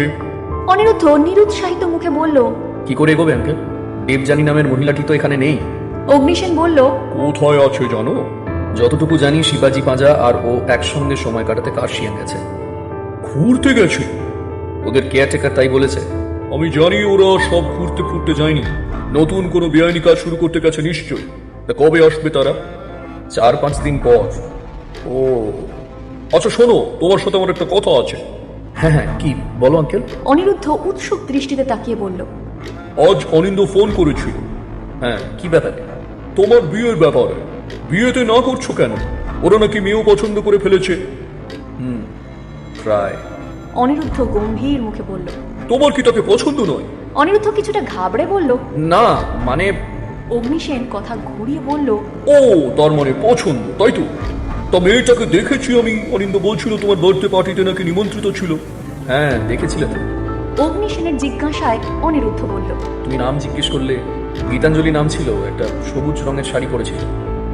বাবা, মানে মেয়েটা কি রঙের শাড়ি পরেছিল সেটাও তোমার মনে আছে? মনে রাখার কি আছে, নিজের চোখে দেখেছি। অগ্নিসেন ঘাড় নেড়ে বললেন, নিজের চোখেই তো আমরা দেখি, কিন্তু যেটা মনে রাখতে চাই সেটাই মনে থাকে, বুঝলে? তা মেয়েটা তো খুব সাধারণ, অনিন্দর পছন্দ হলো। অনিরুদ্ধ বলে উঠল, আঙ্কেল, ও সুকন্যার বন্ধু। আমাদের বাড়িতে প্রায় যাতায়াত আছে। ঠাম্মু ওকে খুব ভালোবাসে। ঠাম্মুই তো ওকে পছন্দ করেছে। মা বাবা শুধু হ্যাঁ বলেছে। ও এই ব্যাপার। তুমি না করছো কেন? মেয়েটাকে তোমার পছন্দ নয়? আঙ্কেল আঙ্কেল আমার বিয়ে করার ইচ্ছে নেই এখন, কিন্তু কি কিন্তু? বাড়ি থেকে চাপ দিচ্ছে এই তো। দেখো অনি, আমার মতে এই মেয়েটাকেই তুমি বিয়ে করো। এতে তোমার দুটো লাভ। প্রথম হচ্ছে তোমার ফ্যামিলি তোমার বিয়ে নিয়ে চিন্তাটা কমবে, আর দ্বিতীয় হলো আমার মনে হয়েছে গীতাঞ্জলি নামের মেয়েটি খুব সাদাসিধে, ভালো মানুষ প্রকৃতির। এই মেয়ে সব সময় তোমার বাউন্ড হয়ে থাকবে। কিন্তু ধরো যদি খুব স্মার্ট একটা মেয়েকে বিয়ে করো, তাতে কিন্তু সে কিছুদিন পরেই তোমার পেছনে পড়ে যাবে। এত রাতে কোথায় যাচ্ছ, কি করছো, কেন যাচ্ছ, ইত্যাদি ইত্যাদি। এর থেকে এমন একটা মেয়েকে বিয়ে করো যে তোমাকে অন্ধের মতন বিশ্বাস করবে, তুমি যা বলবে তাই করবে। কিন্তু আঙ্কেল এটা তো ঠকানো হবে। এক কথা বারবার বলো না তো। অগ্নিসেন বিরক্তির সুরে বলল, কিছু কিছু ঠকানো হবে না। যেদিন আমার কাজের ব্যাপারে সে জানতে পারবে, সেদিন কি হবে? মন থেকে কি মেনে নেবে? না মেনে নিলে আমি তো আছি, সব ঠিক করে দেব। তুমি আর না করো না, বুঝলে? বুঝলাম। এই তো তাহলে তাড়াতাড়ি যেন তোমার বিয়ের কার্ডটা পায়, ওকে? এই বলে অনিরুদ্ধর দিকে একবার তাকিয়ে অনিরুদ্ধর মুখের প্রকৃতি বুঝে বললেন, এখন যাও, কিছু ফাইল তোমার ডেস্কে আছে, দেখে নাও। অনিরুদ্ধ মাথা নেড়ে ঠিক আছে বলে চলে গেল। অনিরুদ্ধর চলে যেতেই অগ্নিসেন মুচকি হেসে মনে মনে বললেন, এইভাবে না বোঝালে তুমি বুঝতে নাওনি। প্রেমে পড়েছো মাই বয়।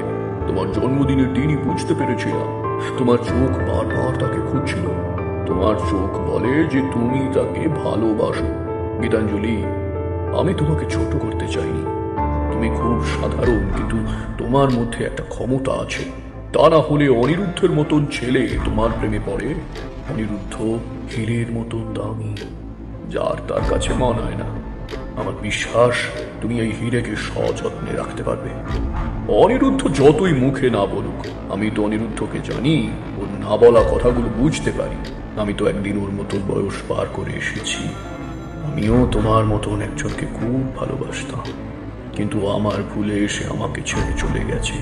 সেই ভুলের প্রায়শ্চিত্ত আমি আজও করছি। ভালোবাসা কি আমার থেকে ভালো আর কেউ জানে না। হ্যালো, ডাক্তার বাসু বলছেন? ফোনের অপর প্রান্ত থেকে জীবন বাসু বলে উঠলেন। অনিন্দবাবু হাসি মুখে বললেন, আমি অনিন্দ দেবরায় বলছি। এই নামটা শুনতেই জীবনবাবু হেসে বলল, আপনি কেমন আছেন বলুন? বাড়ির সবাই কেমন আছে? অনিন্দবাবু ফোনের অপর প্রান্ত থেকে হেসে বললেন, আমরা সকলেই ভালো আছি ডাক্তার বাসু। আপনার খবর কি? জীবনবাবু বলে উঠলেন, এই যে পেশেন্ট নিয়ে পড়ে আছে। আচ্ছা, আপনারা যে বলেছেন আমাদের বাড়িতে আসবেন, তা কবে সেই সুদিন আসবে? অনিন্দ দেবরায় বলে উঠল, সুদিনটা কালকেই আসতে পারে, যদি আপনার এবং মিসেস বাসুর ছুটি থাকে। জীবনবাবু চমকে উঠে বললেন, তাই আপনারা কাল আসবেন? অনিন্দবাবু বলে উঠলেন। হ্যাঁ, কাল আপনাদের ছুটি আছে কি? জীবনবাবু গদগদ স্বরে বললেন, সে ছুটি নিয়ে নিয়ে যাবে এখন। ঠিক আছে, ঠিক আছে, কাল সন্ধ্যা 7টায় আমরা আসছি। হ্যাঁ, নিশ্চয়ই নিশ্চয়ই। এই বলে অনিন্দবাবু জীবনবাবুর সাথে আরো কয়েক মিনিট কথা বলে ফোনটা রেখে ইলা দেবীর দিকে তাকিয়ে বলল, মা, তুমি যাবে তো? হ্যাঁ, নিশ্চয়ই যাব। আমার দাদু ভাইয়ের বিয়ের কথা বলতে আমি যাব না তা হয় নাকি? আমার দাদু ভাই আমার ইচ্ছার দাম দিয়েছে। আমাকে তোর বিয়েতে সক্রিয়ভাবে থাকতেই হবে। মনামী দেবী খোশ মেজাজে বললেন। কিন্তু মা, অল ক্রেডিট গোজ টু অগ্নি ঠাকুরপো। ইলা দেবী বললেন, হ্যাঁ বৌমা, ঠিক বলেছ। অগ্নি না বোঝালে দাদু ভাই রাজি হতো না, আমাদের কথা তো শুনলই না। অনিন্দবাবু গম্ভীরভাবে বলল, অনি বরাবরই অগ্নির কথা আমাদের থেকে বেশি শোনে মা। অনিন্দবাবুর কণ্ঠে ঈষৎ রাগ দেখে ইলা দেবী বলে উঠলেন, এই, তুই আবার রাগ করিস না খোকা, যার যেরকম বোঝানোর ক্ষমতা। এই বলে ইলা দেবী কথা ঘুরিয়ে বললেন, আচ্ছা খোকা, তুই অনিকে আজ যেতে বলবি নাকি? ভাবছি তো তাই, দেখি ওকে ফোন করে, যদি যেতে রাজি হয়। গল্পটি আপনার কেমন লাগছে? আপনার মতামত আমাদের কমেন্ট করে জানান। আপনাদের একটি লাইক আমাদের এই পরিশ্রমকে সার্থক করে তুলবে। আর যারা এখনও সাবস্ক্রাইব করেননি, তারা অডিও স্টোরি বাড়ির পরিবারের সদস্য হতে এখনই সাবস্ক্রাইব করে নিন। রহস্যের চটকে ক্রমেই আরও ঘনীভূত হচ্ছে। কি মনে হয় আপনার? আপনাদের ভাবনাগুলো লিখে ফেলুন আমাদের কমেন্ট বক্সে। এই ধারাবাহিকের পরবর্তী পর্বগুলো মিস হতে না চাইলে এখনই চ্যানেলটি সাবস্ক্রাইব করে রাখুন। আর গল্পটি ভালো লাগলে একটি লাইক দিতে ভুলবেন না কিন্তু। গল্পের এই নতুন মোড় আপনাদের কেমন লাগছে? যদি ভালো লেগে থাকে তবে ঝটপট একটি লাইক দিয়ে দিন। আমাদের চ্যানেলের গল্পগুলো ভালো লাগলে সাবস্ক্রাইব করে আমাদের পাশে থাকুন। চলুন ফেরা যাক গল্পের বাকি অংশে। হ্যালো হ্যালো অনেক, আজ তোমার বিয়ের ব্যাপারে গীতাঞ্জলির বাড়িতে যাচ্ছি ওই 7টা নাগাদ। তুমি আসতে পারবে তো? ফোনের অপর প্রান্ত থেকে অনিন্দ্যবাবুর এই কথা শুনে অনিরুদ্ধ ফোনের মারফত বলে উঠল, না বাবা, আজকে হবে না, আজ আমার কাজ আছে। তোমরা যাচ্ছ তো? অনিন্দ্যবাবু সম্মতি জানিয়ে বলল, আমরা তো সবাই যাব। তাহলে আর আমার কাজ কি? তাছাড়া তোমরা আজ ওদের প্রস্তাব দেবে, দেখো ওরা কি বলে। ওরা নাও তো বলতে পারে।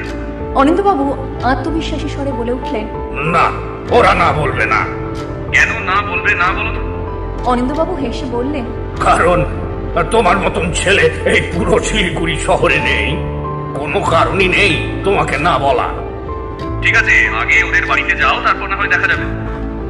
অনিন্দ দেবরায়ের অনুমান ঠিকই ছিল। গীতাঞ্জলিকে তাদের বাড়িতে বউ করে নিয়ে যাওয়ার প্রস্তাবে জীবন বসু ও শিলা বসু এক কথায় রাজি হয়ে যায়। সত্যি বলতে না করার কোনো কারণই নেই। অনিরুদ্ধর মতন ছেলে পাওয়া সত্যি ভাগ্যের ব্যাপার। জীবন বসু শুধু বলেন, দেখুন, আমাদের কোনো আপত্তি নেই, কিন্তু বিয়ে ব্যাপারে গীতাঞ্জলির কিছু মতামত থাকতে পারে। সেটা না জেনে আমরা কোনো কথাই এগোতে পারবো না। এই কথা শুনে ইলা দেবী হেসে বললেন, চিন্তা নেই, আমি সব খবর জেনে নেব। এর মধ্যে গীতাঞ্জলি সবার জন্য কফি, গরম গরম স্যান্ডউইচ আর কুকিজ নিয়ে ড্রয়িং রুমে এলো। গীতাঞ্জলি হাসি মুখে অনিন্দ্যবাবুর দিকে এসে একটা কাপ এগিয়ে দিয়ে বলল, আঙ্কেল, এটা তোমার কফি উইদাউট সুগার। এই বলে গীতাঞ্জলি হাসি মুখে অনিন্দ্যবাবুর দিকে কফির কাপটা এগিয়ে দিল। অনিন্দ্যবাবু কাপটা হাতে নিতেই গীতাঞ্জলি ইলা দেবীর দিকে আরেকটা কাপ দিয়ে বলল, আর এটা তোমার জন্য উইদাউট মিল্ক। আর আন্টি, এটা তোমার উইথ মোর সুগার।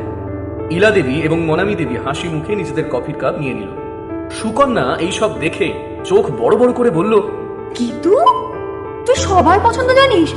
আমি তো আমার ঘরের লোকেদের পছন্দের ব্যাপারে বাবা একটা জানি না।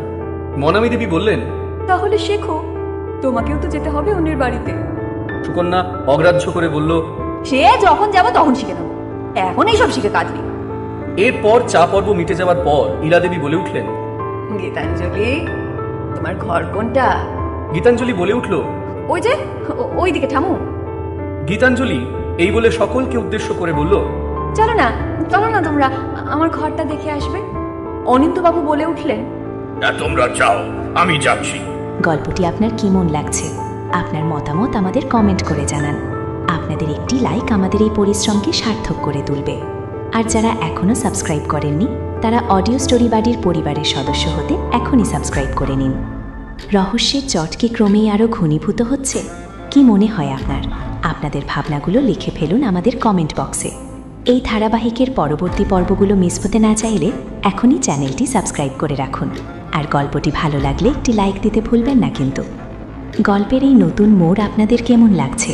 যদি ভালো লেগে থাকে তবে ঝটপট একটি লাইক দিয়ে দিন। আমাদের চ্যানেলের গল্পগুলো ভালো লাগলে সাবস্ক্রাইব করে আমাদের পাশে থাকুন। চলুন ফেরা যাক গল্পের বাকি অংশে। গীতাঞ্জলি সুকন্যা, মনামী দেবী ও ইলা দেবীকে নিয়ে নিজের ঘর দেখাতে নিয়ে আসে। সুকন্যা এর আগেও এসেছে। মনামী দেবী ও ইলা দেবী প্রথম দেখলেন গীতাঞ্জলির ঘর। গীতাঞ্জলির ঘরটি খুব সুন্দর করে সাজানো, খুব মাধুর্যপূর্ণ। গীতাঞ্জলি বলে উঠল, থামো, কেমন লাগলো আমার ঘর? ইলা দেবী বলে উঠলেন, দারুণ দারুণ গীতাঞ্জলি। এই বলে ইলা দেবী মনামী দেবী একে অপরের দিকে চোখাচোখি করছে। এমন সময় ইলা দেবী গীতাঞ্জলির কাছে গিয়ে বললেন, আমরা আমরা আজ কেন এসেছি বলো তো? গীতাঞ্জলি অবাক হয়ে বলল, কেন? ঘুরতে তো, আবার কি? ইলা দেবী মুচকি হেসে বললেন, না, ভুল। গীতাঞ্জলি অবাক স্বরে বলল, তাহলে? ইলা দেবী বলে উঠলেন, তোমাকে তোমাকে আমাদের ঘরে পার্মানেন্টলি নিয়ে যেতে এসেছি। গীতাঞ্জলি এই কথার মানে বুঝতে না পেরে বলল, মানে? ইলা দেবী মুচকি হেসে বললেন, মানে আমার দাদু ভাইকে বিয়ে করবে দিদিভাই? এই কথা শুনতেই গীতাঞ্জলি আঁতকে উঠে বলল, কি? মনামী দেবী বলে উঠলেন, হ্যাঁ রে, তুই আমার ঘরে বউ হয়ে আসবি তো? দেখ, না করবি না কিন্তু। তোর মা বাবা কিন্তু হ্যাঁ বলে দিয়েছে। এই কথাটা শুনে গীতাঞ্জলির গালগুলো লাল হয়ে গেল। লজ্জায় মাথা নিচু করে উঠে আসে ওদের কাছ থেকে। ক্ষণিকের জন্য গীতাঞ্জলির মনে একটা ভালো লাগার ছোঁয়া লাগলেও পরক্ষণেই দেবরায় ম্যানশনে অনিরুদ্ধর সাথে কাটানো সময়ের অভিজ্ঞতায় গীতাঞ্জলির মনের আকাশে কালো মেঘের সঞ্চার হলো। গীতাঞ্জলি মনে মনে বলে উঠল, কিন্তু তো আমি কেন? আমার মতো মেয়েকে পছন্দ করার কোনো কারণ তো ওনার নেই। তাহলে তাহলে আমি কেন? সুকন্যা অধৈর্য হয়ে বলল, কি হলো গীতাঞ্জলি, কিছু বল। কিছুক্ষণ পরে গীতাঞ্জলির হৃদকম্পন কম হওয়ার পর মাথা নিচু করে গীতাঞ্জলি আস্তে আস্তে বলল, সবাই সবাই রাজি আছে? সুকন্যা বলল, হ্যাঁ রে, সবাই রাজি। কিন্তু ইলা দেবী বলে উঠলেন, দিদি ভাই, তুমি যার কথা বলছো সে অনুমতি না দিলে কি আমরা তোমাকে বিয়ের প্রস্তাব দিতে পারি? গীতাঞ্জলি ইতস্তত করে বলল, না মানে উনি সত্যি হ্যাঁ বলেছেন? মনামী দেবী বলে উঠলেন, হ্যাঁ রে, ও কালকেই হ্যাঁ বলেছে, আর আজ সন্ধ্যাবেলাতেই তোর কাছে এলাম। গীতাঞ্জলি আপত্তির সুরে বলে উঠল, কিন্তু কিন্তু আন্টি, আমার মাস্টার্সটা কমপ্লিট হয়নি। মনামী দেবী বলে উঠলেন, তো কি হয়েছে, বিয়ের পর করবি। সুকন্যা আর তুই একসাথে পড়াটাও কমপ্লিট করবি, নাচটাও চালিয়ে যাবি। আরও পড়তে চাইলে তোকে কেউ বারণ করবে না। আর আর তুই যদি কোম্পানি জয়েন করতে চাস তাও করতে পারিস। আর একটা কথা মনে রাখিস গীতাঞ্জলি, সুকন্যা আর তুই আমাদের কাছে সমান। সুকন্যা চমকে উঠে বলল, দাঁড়াও দাঁড়াও দাঁড়াও দাঁড়াও দাঁড়াও, এই ঠিকঠাক ভাবে কথা বলো মা। মনামী সুকন্যার দিকে তাকিয়ে বলল, তা কি ভুল বললাম শুনি? এই তুমি এমন কথা বললে না মা, ও শুনে এখনই না করে দেবে। সবাই অবাক হয়ে তাকিয়ে আছে সুকন্যার দিকে। সুকন্যা গীতাঞ্জলিকে দেখে বলে উঠল, বন্ধুরা, গীতাঞ্জলি আর অনিরুদ্ধর এই পরিস্থিতি কি আপনাদেরও ভাবিয়ে তুলছে? গল্পটি আপনার কেমন লাগছে? আপনার মতামত আমাদের কমেন্ট করে জানান। আপনাদের একটি লাইক আমাদের এই পরিশ্রমকে সার্থক করে তুলবে। আর যারা এখনও সাবস্ক্রাইব করেননি তারা অডিও স্টোরি বাড়ির পরিবারের সদস্য হতে এখনই সাবস্ক্রাইব করে নিন। রহস্যের জট কি ক্রমেই আরও ঘনীভূত হচ্ছে? কি মনে হয় আপনার? আপনাদের ভাবনাগুলো লিখে ফেলুন আমাদের কমেন্ট বক্সে। এই ধারাবাহিকের পরবর্তী পর্বগুলো মিস হতে না চাইলে এখনই চ্যানেলটি সাবস্ক্রাইব করে রাখুন। আর গল্পটি ভালো লাগলে একটি লাইক দিতে ভুলবেন না কিন্তু। গল্পের এই নতুন মোড় আপনাদের কেমন লাগছে? যদি ভালো লেগে থাকে তবে ঝটপট একটি লাইক দিয়ে দিন। আমাদের চ্যানেলের গল্পগুলো ভালো লাগলে সাবস্ক্রাইব করে আমাদের পাশে থাকুন। চলুন ফেরা যাক গল্পের বাকি অংশে। এই শোন, সবার কাছে কিন্তু তুই আমার মতন না।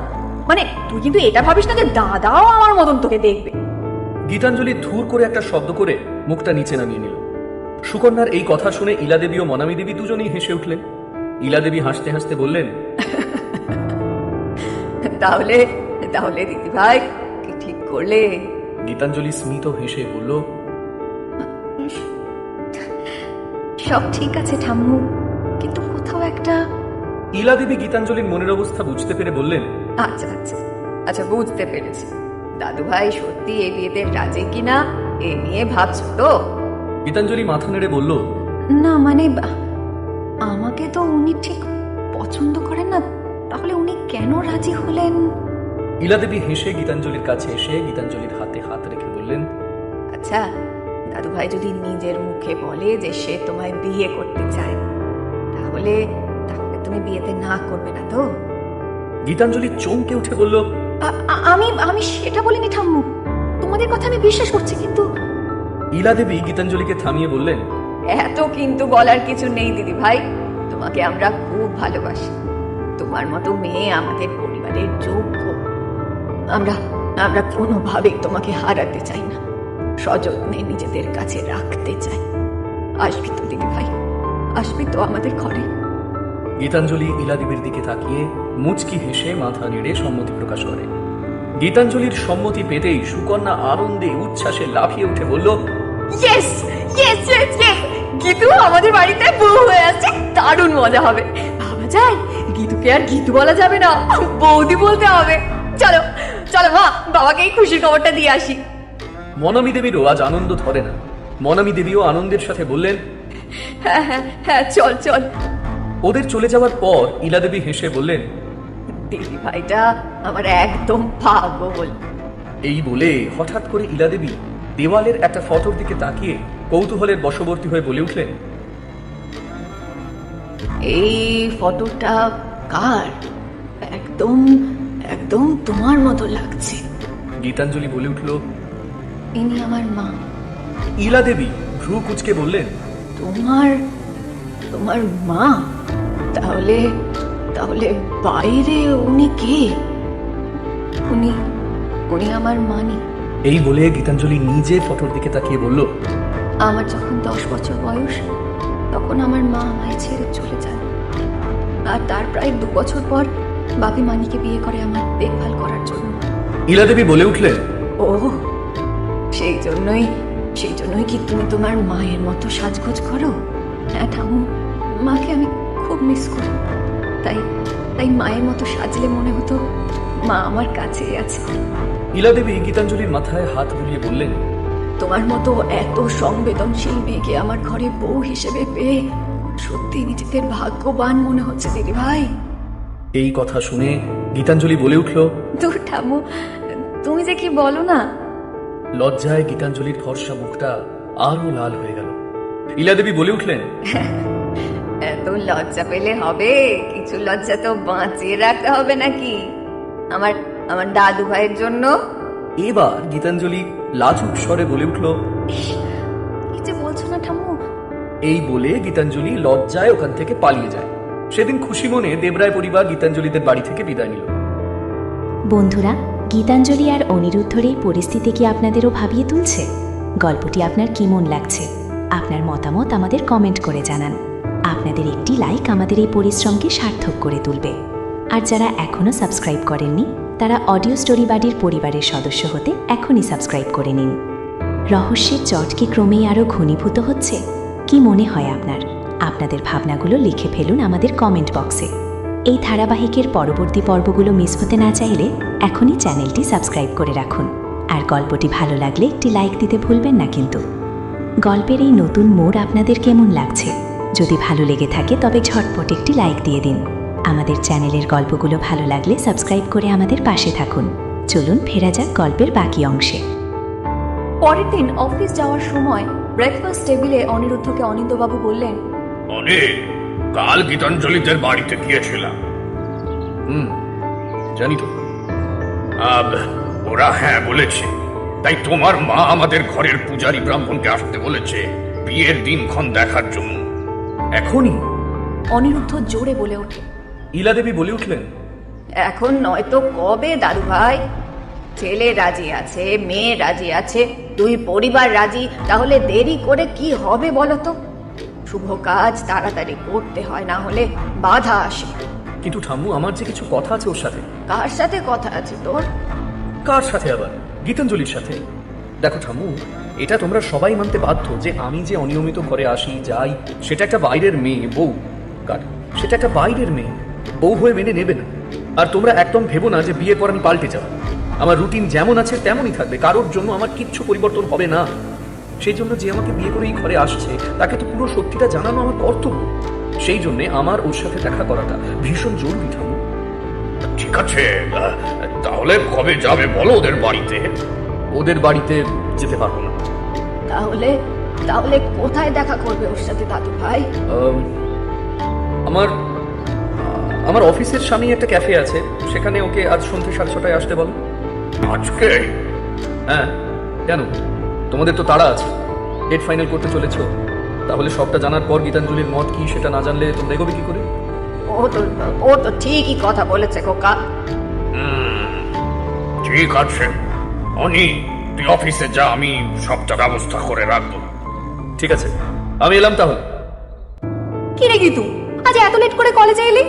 সুকন্যার কথায় গীতাঞ্জলি বলে উঠল, আর বলিস না, মানির আজ নার্সিংহোমে এমার্জেন্সি চলে এসেছে, যার জন্য মানি আজ ঘরের গাড়িটা নিয়ে গেছে। আমাকে একটা ক্যাব বুক করে আসতে হলো, এই জন্যই তো দেরি হলো। ও, তা আমাকে বলতে পারতিস, আমি তোকে পিক আপ করে নিতাম। তোর তো নাচের ক্লাস ছিল না, শুধু শুধু আমার জন্য তুই আবার ওই দিক দিয়ে যাবে কেন? তাই আর বলিনি।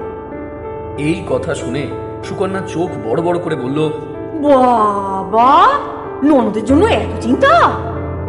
তুই আগে আমার বন্ধু, তারপর অন্য কিছু বুঝলি? এই শোন না, আমি মাকে ফোন লাগাচ্ছি, তোকে একটা কথা বলার আছে, একটু বলে নে। আমাকে? হ্যাঁ, তোকে। এই বলে সুকন্যা নাম্বার ডায়াল করে ফোনটা কানে চেপে ধরল। মনামী দেবী ফোনটা ধরতেই সুকন্যা বলে উঠল, হ্যালো মা, হ্যাঁ এই নাও গীতুর সঙ্গে কথা বলো। গীতাঞ্জলি ফোনটা নিয়ে বলল, হ্যালো আন্টি। মনামী দেবী বলে উঠলেন, হ্যাঁ গীতাঞ্জলি, তোমাকে একটা কথা বলার ছিল। আজ সন্ধ্যে 6:30 নাগাদ অনিরুদ্ধর অফিসের সামনের একটা ক্যাফে আছে, ওখানে অনিরুদ্ধ তোমার সাথে দেখা করতে চেয়েছে। কিন্তু আন্টি আমি একা একা কি করে যাব? আরে চিন্তা নেই, সুকন্যা থাকবে তো।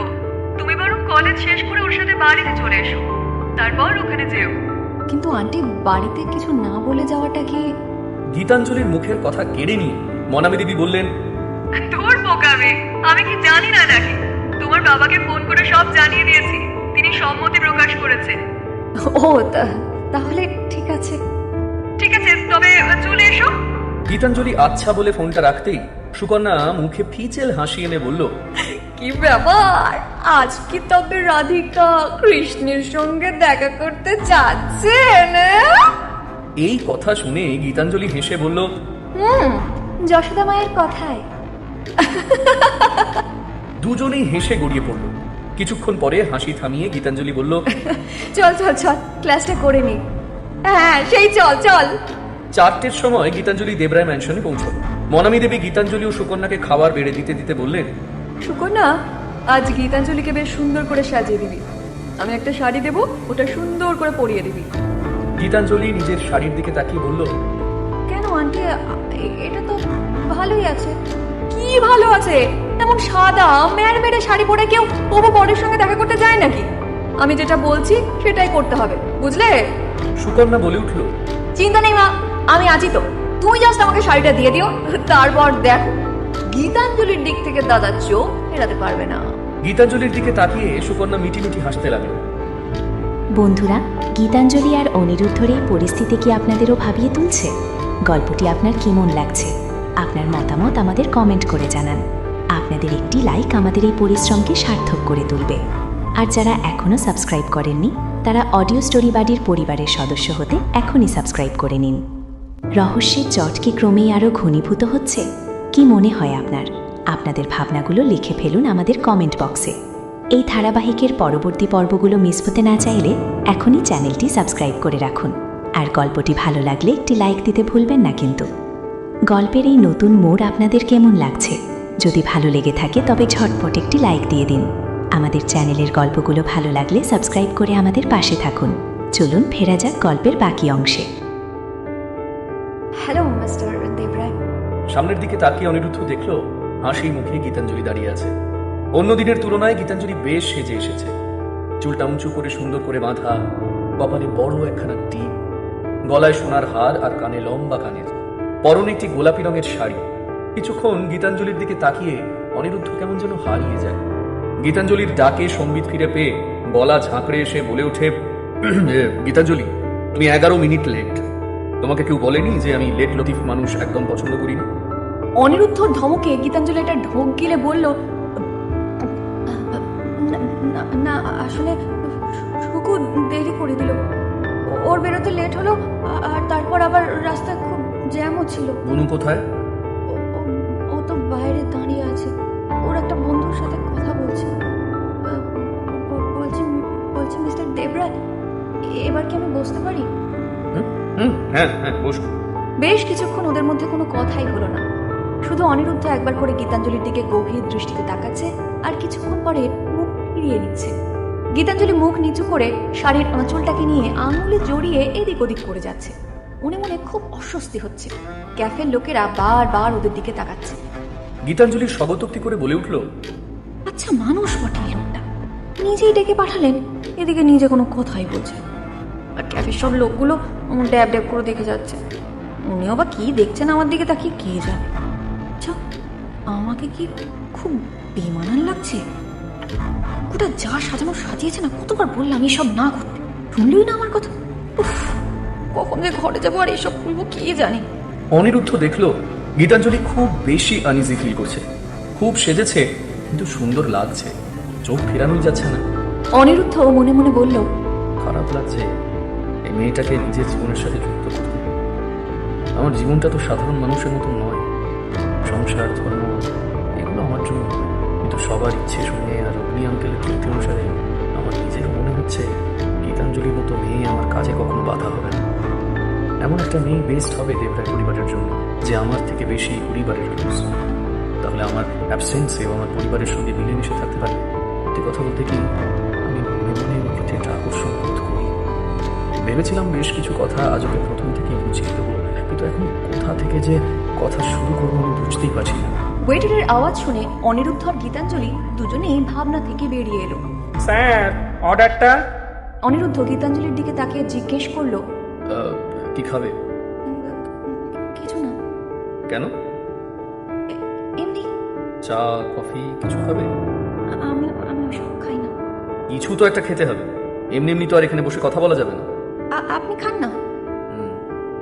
আমি তো খাবোই। তোমার জন্য কি অর্ডার দেবো তাড়াতাড়ি বলো। আইসক্রিম অর্ডার দেবো? হ্যাঁ, ঠিক আছে। আচ্ছা, কি ফ্লেভারের অর্ডার দেবো বলো? স্ট্রবেরি। ওকে, একটা স্ট্রবেরি আইসক্রিম দেবেন আর একটা স্ট্রং কফি। গীতাঞ্জলিকে উদ্দেশ্য করে অনিরুদ্ধ বলে উঠল, আজ এখানে কেন এসেছি জানো নিশ্চয়ই। আমাদের দুজনের পরিবার তোমার আর আমার বিয়ের জন্য সম্মতি প্রকাশ করেছে। আমিও রাজি হয়েছি, তুমিও রাজি হয়েছো। কিন্তু রাজি হওয়ার আগে তোমার আমার ব্যাপারে কিছু জানা দরকার। শোনো গীতাঞ্জলি, আমার এখন বিয়ে করার কোনো ইচ্ছেই নেই। না, এটা ভেবো না তোমাকে বিয়ে করার ইচ্ছে নেই। আমার কাউকেই বিয়ে করার কোনো ইচ্ছে নেই। আমি আমার কাজে প্রচন্ড ব্যস্ত থাকি। ঘরে আসার যাওয়ার আমার কোনো ঠিক ঠিকানা থাকে না। তাই আমাকে বিয়ে করে যদি আসো তাহলে তোমাকে এই ব্যাপারে ইউজড হয়ে যেতে হবে। কারণ আমি কারোর জন্য কোনো কম্প্রোমাইজ করতে রাজি নই। আমার কাছে ফার্স্ট প্রায়োরিটি আমার কাজ। একটানা অনিরুদ্ধর কথাগুলো শুনে গীতাঞ্জলি তারপর বলে ওঠে, বিয়ে করছেন কেন? আমার ফ্যামিলির জন্য। তাদের তোমাকে খুব পছন্দ হয়েছে, বিশেষ করে ঠাম্মুর। আচ্ছা, তার মানে আপনি বাড়ির চাপে পড়ে আমাকে বিয়েতে রাজি হয়েছে? বলতে পারো। আমার এই 30 বছর পার হওয়ার পর থেকে আমার ফ্যামিলি আমার বিয়ের জন্য ডেসপারেট হয়ে পড়েছে। পারলে ওরা আজকেই বিয়ে দিতে পারলে মাঝে, কালকেই তোমরা হ্যাঁ বলেছো আর আজকেই মা বিয়ের ডেট ফাইনাল করতে চাইছে। শোনো গীতাঞ্জলি, আমাকে একদিন না একদিন বিয়ে করতেই হবে। আর তোমাকে আমার খারাপ লাগেনি, সেই জন্য আমি রাজি হয়েছি বিয়েতে। আর একটা কথা, তুমি আর আমি একে অপরকে কতটা চিনি বলো? তাই আমি চাই বিয়ের পর আমরা একে অপরকে আগে চিনি, তারপর সম্পর্কটাকে এগিয়ে যাব। এই বলে অনিরুদ্ধ একটু থেমে আবার বলল, এরপর বলো, তুমি কি আমাকে বিয়ে করতে রাজি আছো? না, এমন ভেবো না যে আমি তোমাকে বিয়ে করতে চাইছি না বলে এমন কথা বলছি। যেটা সত্যি আমি সেটাই বলবো। আমি চাই তুমি আমাকে আমাদের সম্পর্কটাকে একটু সময় দাও। অনিরুদ্ধর বলা শেষ হওয়ার কিছুক্ষণ পর গীতাঞ্জলি বলে উঠল, দেখুন, আপনার এই সত্যি বলাটাকে আমার খুব ভালো লেগেছে। আমি সেসব মানুষদের খুব ঘৃণা করি যারা মিথ্যার আশ্রয় নেয়। আপনি যে কথাগুলো বললেন সেগুলো সত্যি সত্যি। আর এর কিছু আমি নিজেও জানি, যেমন আপনার ঘরে আসার কোনো টাইম নেই, কাজটাই আপনার কাছে সব কিছু। যেটা হওয়াটাই স্বাভাবিক, কারণ আপনার উপর অনেক দায়িত্ব। আর আমি আপনার এই মতটাকে সমর্থন করি যে যে কোনো সম্পর্ককে একটু সময় দিতে হবে। তবে একটা কথা আপনাকে আমি বলছি, আমি ভালোবাসার থেকেও সম্মানকে বেশি প্রেফার করি। আমার জন্য সেটুকুই যথেষ্ট। ওকে ওকে, তাহলে বলো, তাহলে তোমার এই বিয়ে নিয়ে মত কি? বিয়েটা হচ্ছে কি? হ্যাঁ। ওকে, থ্যাংকস গীতাঞ্জলি আমাকে ওটা বোঝার জন্য। গীতাঞ্জলি মুখে হাসি বজায় রেখে বলল, মেনশন। অনিরুদ্ধ ওয়েটারকে দেখে বলল, এই যে তোমার আইসক্রিম এসে গেছে। গীতাঞ্জলি ওয়েটারের দিকে তাকিয়ে বলল, হ্যাঁ, আর আপনার কফিও। ওহ প্লিজ, জানি আমি তোমার থেকে বয়সে অনেকটাই বড়, বাট তাহলে আমাকে এই আপনি আগে কথাটা এটা এটা এটা জাস্ট বন্ধ করো। অনিরুদ্ধর কথায় গীতাঞ্জলি অনিরুদ্ধর চোখে চোখ রেখে বলল, সেটার জন্যও যে সময় চাই। এই বলে আইসক্রিম খাওয়ায় মনোনিবেশ করলো। অনিরুদ্ধ এক মনে গীতাঞ্জলির দিকে তাকিয়ে তার আইসক্রিম খাওয়া দেখতে থাকে। বেশ কিছুক্ষণ পরে অনিরুদ্ধ বলে উঠল, গীতাঞ্জলি একটা কথা বলি, নিজেকে কখনো অন্যের জন্য চেঞ্জ করবে না। তুমি যেমন তেমনি ভালো। কোন বিষয়ে বলছেন বলুন তো? ভ্রু কুচকে অবাক হয়ে প্রশ্নটি করে গীতাঞ্জলি। অনিরুদ্ধ সোজাসুজি বলে উঠল, তোমার সাজগোজের ব্যাপারে। আরে না না, আমি এসব কিছু করিনি, সব সুকু আর আন্টি করে দিয়েছে। আমি আমি তো এত সাজগোজ পছন্দই করি না। সে তো সুকু বললো যে এমন সাজাবো যে আমার দাদার চোখই ফিরবে না।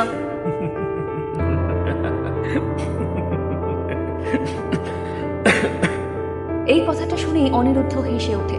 অনিরুদ্ধর হাসি দেখে গীতাঞ্জলি বুঝতে পারে যে একটু বেশি বলা হয়ে গেছে।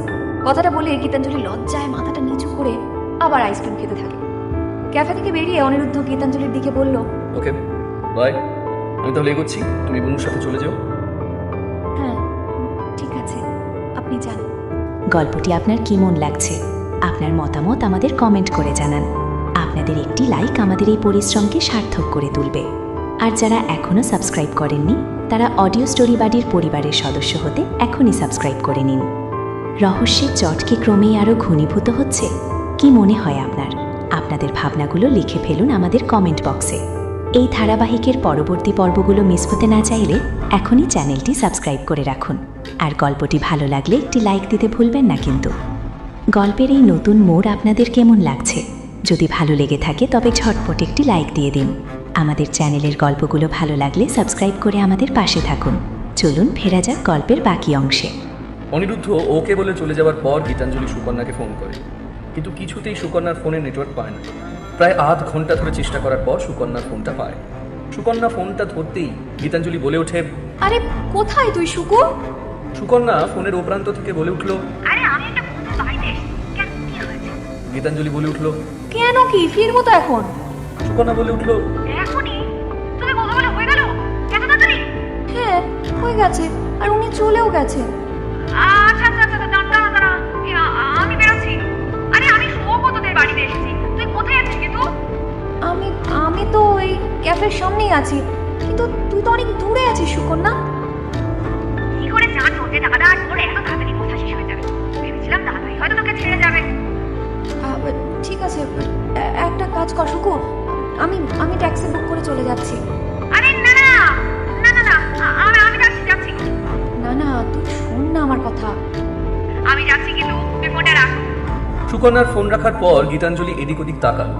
শীতের শিলিগুড়ি শহরে 8টার সময় রাস্তাঘাটে লোকজন কম দেখা যায়, তারপর আবার এটা অফিস এরিয়া। এবার গীতাঞ্জলির কেমন ভয় ভয় লাগতে শুরু করে। গীতাঞ্জলি ভাবে একা একা এখানে দাঁড়িয়ে থাকার থেকে হেঁটে বরং কিছুটা এগিয়ে যায়। যেমন ভাবা তেমনি কাজ, গীতাঞ্জলি হাঁটা লাগায়। বেশ কিছু দূর যাওয়ার পর গীতাঞ্জলি বুঝতে পারে কেউ বা কারা ওর পিছনে আসছে। এই কথা ভাবতেই গীতাঞ্জলির বুকটা হীন হয়ে গেল। পেছন থেকে কেউ একজন বিচ্ছিরি ভাবে বলে উঠল, সুন্দরী কোথায় যাও, একটু এদিকে তাকাও। কথাটা শুনে ভয়ে গীতাঞ্জলি আরো জোরে জোরে হাঁটতে থাকে। আগন্তুকরাও তত জোরে হেঁটে ওর পিছু নেয়। একসময় গীতাঞ্জলি দৌড়তে থাকে, কিন্তু আগন্তুকরা গীতাঞ্জলিকে ধরে ফেলে। গীতাঞ্জলি দেখে 3জন লোক ওকে ঘিরে দাঁড়িয়ে আছে। তাদের মধ্যে একজন বলে উঠল, কি দিদিমণি, তখন থেকে ডাকছি, তুমি কথাই শুনলে না। কি চাই? চাই চাই চাই তো অনেক কিছু, তুমি দিতে পারবে তো? এই বলে লোকটা তার দিকে এগিয়ে এসে গীতাঞ্জলির গলার হাড়টার দিকে হাত বাড়ায়। খুব জোরে হ্যাঁচকা টান মারে, কিন্তু হাড়টা ছিঁড়ে না।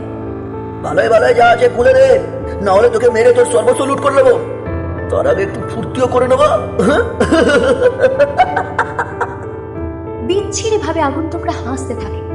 গীতাঞ্জলি কেঁদে বলে ওঠে, আমাকে ছেড়ে দিন, আমাকে ছেড়ে দিন। ছাড়বো বলে তো আর তোমার পেছনে পড়িনি মামনি।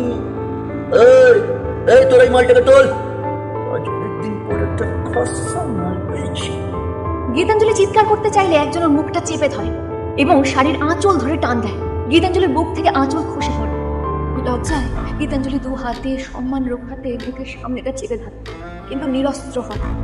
ক্রূর হাসি হেসে ওরা 3জনে টেনে হিঁচড়ে গীতাঞ্জলিকে নিয়ে যাবে। এমন সময় একটা গাড়ির আলো ওদের মুখে এসে পড়ে। 3জন অতর্কিতে সামনের দিকে তাকায়। গাড়ি থেকে অনিরুদ্ধ নেমে আসে। অনিরুদ্ধ নেমেই পরিবেশ আর পরিস্থিতি নিমেষেই বুঝে যায়। এদিকে বদমাশের দলের মধ্যে ভীত কণ্ঠে একজন বলে ওঠে, মালিক, আরে পালা পালা পালা এখান থেকে। 3জন পালানোর চেষ্টা করে। তখন গুরু গম্ভীর আওয়াজে অনিরুদ্ধ বলে উঠল, কেউ এক পাও এগোবে না। আমি তোমাদের সবাইকে চিনে গেছি। তোমাদের লজ্জা করে না? আমার কারখানায় কাজ করি, তোমরা আমার ঘরে হাত দিয়েছো। আমি এখনই তোমাদের পুলিশ করব। বাবু এমন করবেন না। অনিরুদ্ধ ক্রূর কণ্ঠে বলল, আমি ছাড়ব না। কার সাথে এসব করছিলে তোমরা? জানো ও আমার কি? ক্ষমা করে দিন, আর কোনোদিন এসব করবো না। এই বলে 3টে লোক গীতাঞ্জলির দিকে হাত জোর করে দাঁড়ায়। ক্ষমা করে দিন দিদিমণি, ভুল হয়ে গেছে, আর করবো না। চলে যাও, চলে যাও এখান থেকে। কাল তোমাদের একটা কেউ যেন আমার কারখানায় না দেখি। তোমাকে যা ব্যবস্থা করার আমি করছি। যাও। লোক 3টে অসহায় মুখে ওখান থেকে চলে যাওয়ার পর অনিরুদ্ধ ধীরে ধীরে গীতাঞ্জলির দিকে এগিয়ে যায়। গীতাঞ্জলির কাছে এসে অনিরুদ্ধ গীতাঞ্জলির গায়ে আঁচলটাকে জড়িয়ে নিল। তখনও গীতাঞ্জলি কেঁদে যাচ্ছে আর কাঁপছে। অনিরুদ্ধ গীতাঞ্জলির গায়ে হাত দিয়ে ডাকার পর অনিরুদ্ধকে দেখে গীতাঞ্জলি তাকে জাপটে ধরে কাঁদতে থাকে। গীতাঞ্জলিকে কাঁদতে দেখে অনিরুদ্ধ গীতাঞ্জলির মাথায় হাত রেখে বলল, গল্পটি আপনার কেমন লাগছে? আপনার মতামত আমাদের কমেন্ট করে জানান। আপনাদের একটি লাইক আমাদের এই পরিশ্রমকে সার্থক করে তুলবে। আর যারা এখনও সাবস্ক্রাইব করেননি তারা অডিও স্টোরি বাড়ির পরিবারের সদস্য হতে এখনই সাবস্ক্রাইব করে নিন। রহস্যের জট কি ক্রমেই আরও ঘনীভূত হচ্ছে? কি মনে হয় আপনার? আপনাদের ভাবনাগুলো লিখে ফেলুন আমাদের কমেন্ট বক্সে। এই ধারাবাহিকের পরবর্তী পর্বগুলো মিস হতে না চাইলে এখনই চ্যানেলটি সাবস্ক্রাইব করে রাখুন। আর গল্পটি ভালো লাগলে একটি লাইক দিতে ভুলবেন না কিন্তু। গল্পের এই নতুন মোড় আপনাদের কেমন লাগছে? যদি ভালো লেগে থাকে তবে ঝটপট একটি লাইক দিয়ে দিন। আমাদের চ্যানেলের গল্পগুলো ভালো লাগলে সাবস্ক্রাইব করে আমাদের পাশে থাকুন। চলুন ফেরা যাক গল্পের বাকি অংশে। সব সব ঠিক হয়ে গেছে গীতাঞ্জলি? ওরা ওরা চলে গেছে?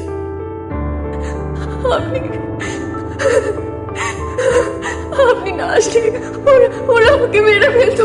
ওরা আমার সঙ্গে। চুপ, চুপ। তোমার কিচ্ছু হয়নি, আর আমি থাকতে হবেও না। তোমার ভয় নেই, আমি আছি তো। আমি থাকতে কেউ তোমার কিচ্ছু করতে পারবে না। অনিরুদ্ধ গীতাঞ্জলির মুখে হাত রেখে বলল। কাট। গীতাঞ্জলি এই কথাগুলো শুনে অনিরুদ্ধকে জড়িয়ে ধরল। অনিরুদ্ধ কিছুক্ষণ পরে বলে উঠল, গীতাঞ্জলি, গীতাঞ্জলি, আমার দিকে তাকাও, তাকাও আমার দিকে, মুখ তোলো। কিছু হয়নি তোমার? গীতাঞ্জলিকে জোর করে নিজের থেকে ছাড়িয়ে অনিরুদ্ধ গীতাঞ্জলির চোখে চোখ রেখে নরম করে বলল, তোমার কিচ্ছু হয়নি গীতাঞ্জলি। এবার গীতাঞ্জলি অনিরুদ্ধর দিকে তাকালো। গীতাঞ্জলির দুই চোখ জলে সিক্ত। গীতাঞ্জলির চোখে জল দেখে অনিরুদ্ধর মাথাটা গরম হয়ে গেল।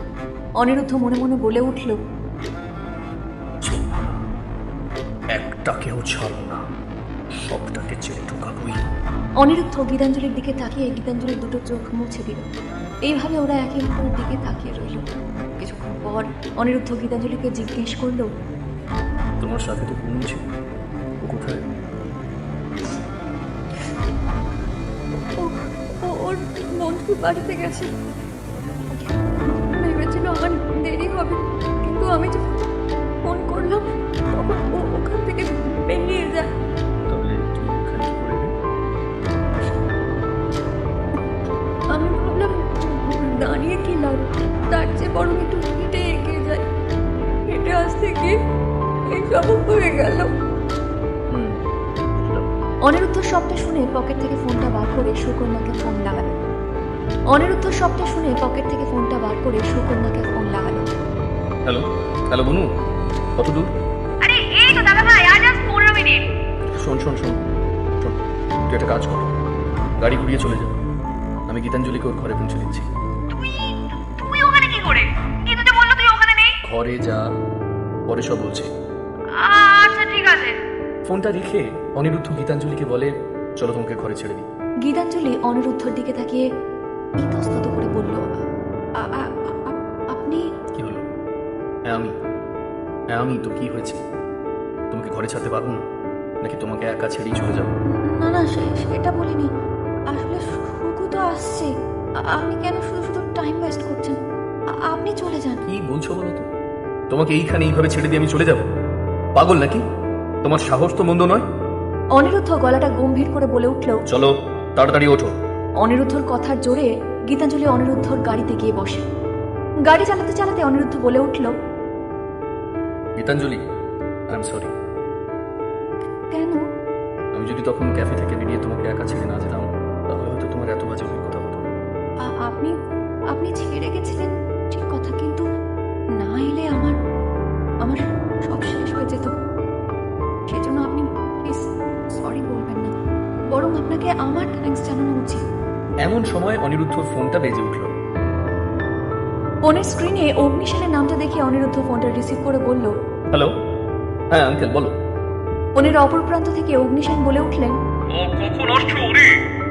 এই তো জাস্ট 15 মিনিট পর আসছে আঙ্কেল। আচ্ছা ঠিক আছে। অনিরুদ্ধ ফোনটা রাখলো, আর সাথে সাথে গীতাঞ্জলি বলে উঠল, দেখলেন তো, আমি বলেইছিলাম শুধু শুধু আমার জন্য আপনার অসুবিধা হলো। ওটা কোনো ব্যাপার নয়, যেটা আমার করা উচিত আমি সেটাই করেছি। এই যে তোমার বাড়ির কাছাকাছি চলে এসেছি না? হ্যাঁ হ্যাঁ, এই যে বাঁ দিকের রাস্তাটা দিয়ে গেলেই আমার বাড়ি। গীতাঞ্জলিকে বাড়িতে নামিয়ে অনিরুদ্ধ আইবির উদ্দেশ্যে রওনা হয়। গাড়িতে উঠে অনিরুদ্ধ ফোন লাগায় কারখানার ম্যানেজারকে। ম্যানেজার ফোনটা ধরতেই অনিরুদ্ধ বলে উঠল। হ্যালো, অসীমবাবু। ম্যানেজার বলল। অনিরুদ্ধ ক্ষুব্ধ কণ্ঠে বলল, কি সব কর্মচারীকে রিক্রুট করেছেন? এক্ষুনি কারখানার লেবার হিসেবে যারা আছে তাদের সবার বায়োডাটা মেল করুন। যেটা বললাম সেটা করুন। ম্যানেজার ইতস্তত করে আচ্ছা বলতে অনিরুদ্ধ ফোনটা কেটে দেয়। আইবি অফিসে ঢুকে অগ্নিসেন অনিকে দেখে বলল, তুমি এত দেরি করে? না, আসলে আঙ্কেল একটু ঝামেলায় পড়ে গিয়েছিলাম। তাই? আমি কিন্তু অন্যরকম খবর জানি। কি জানো? তুমি তো আজ তোমার হবু বউয়ের সাথে ফার্স্ট ডেটিং এ গেছিলে। কে বল? আমার সোর্স। সে দেখা করেছি বলতে পারো, বা ডেটিং ফেটিং বলো। ওর সাথে দেখা করে সবকিছু ক্লিয়ার না করলে মনে শান্তি হচ্ছে না। মানে তুমি তোমার ব্যাপারে সবকিছু বলে দিলে নাকি?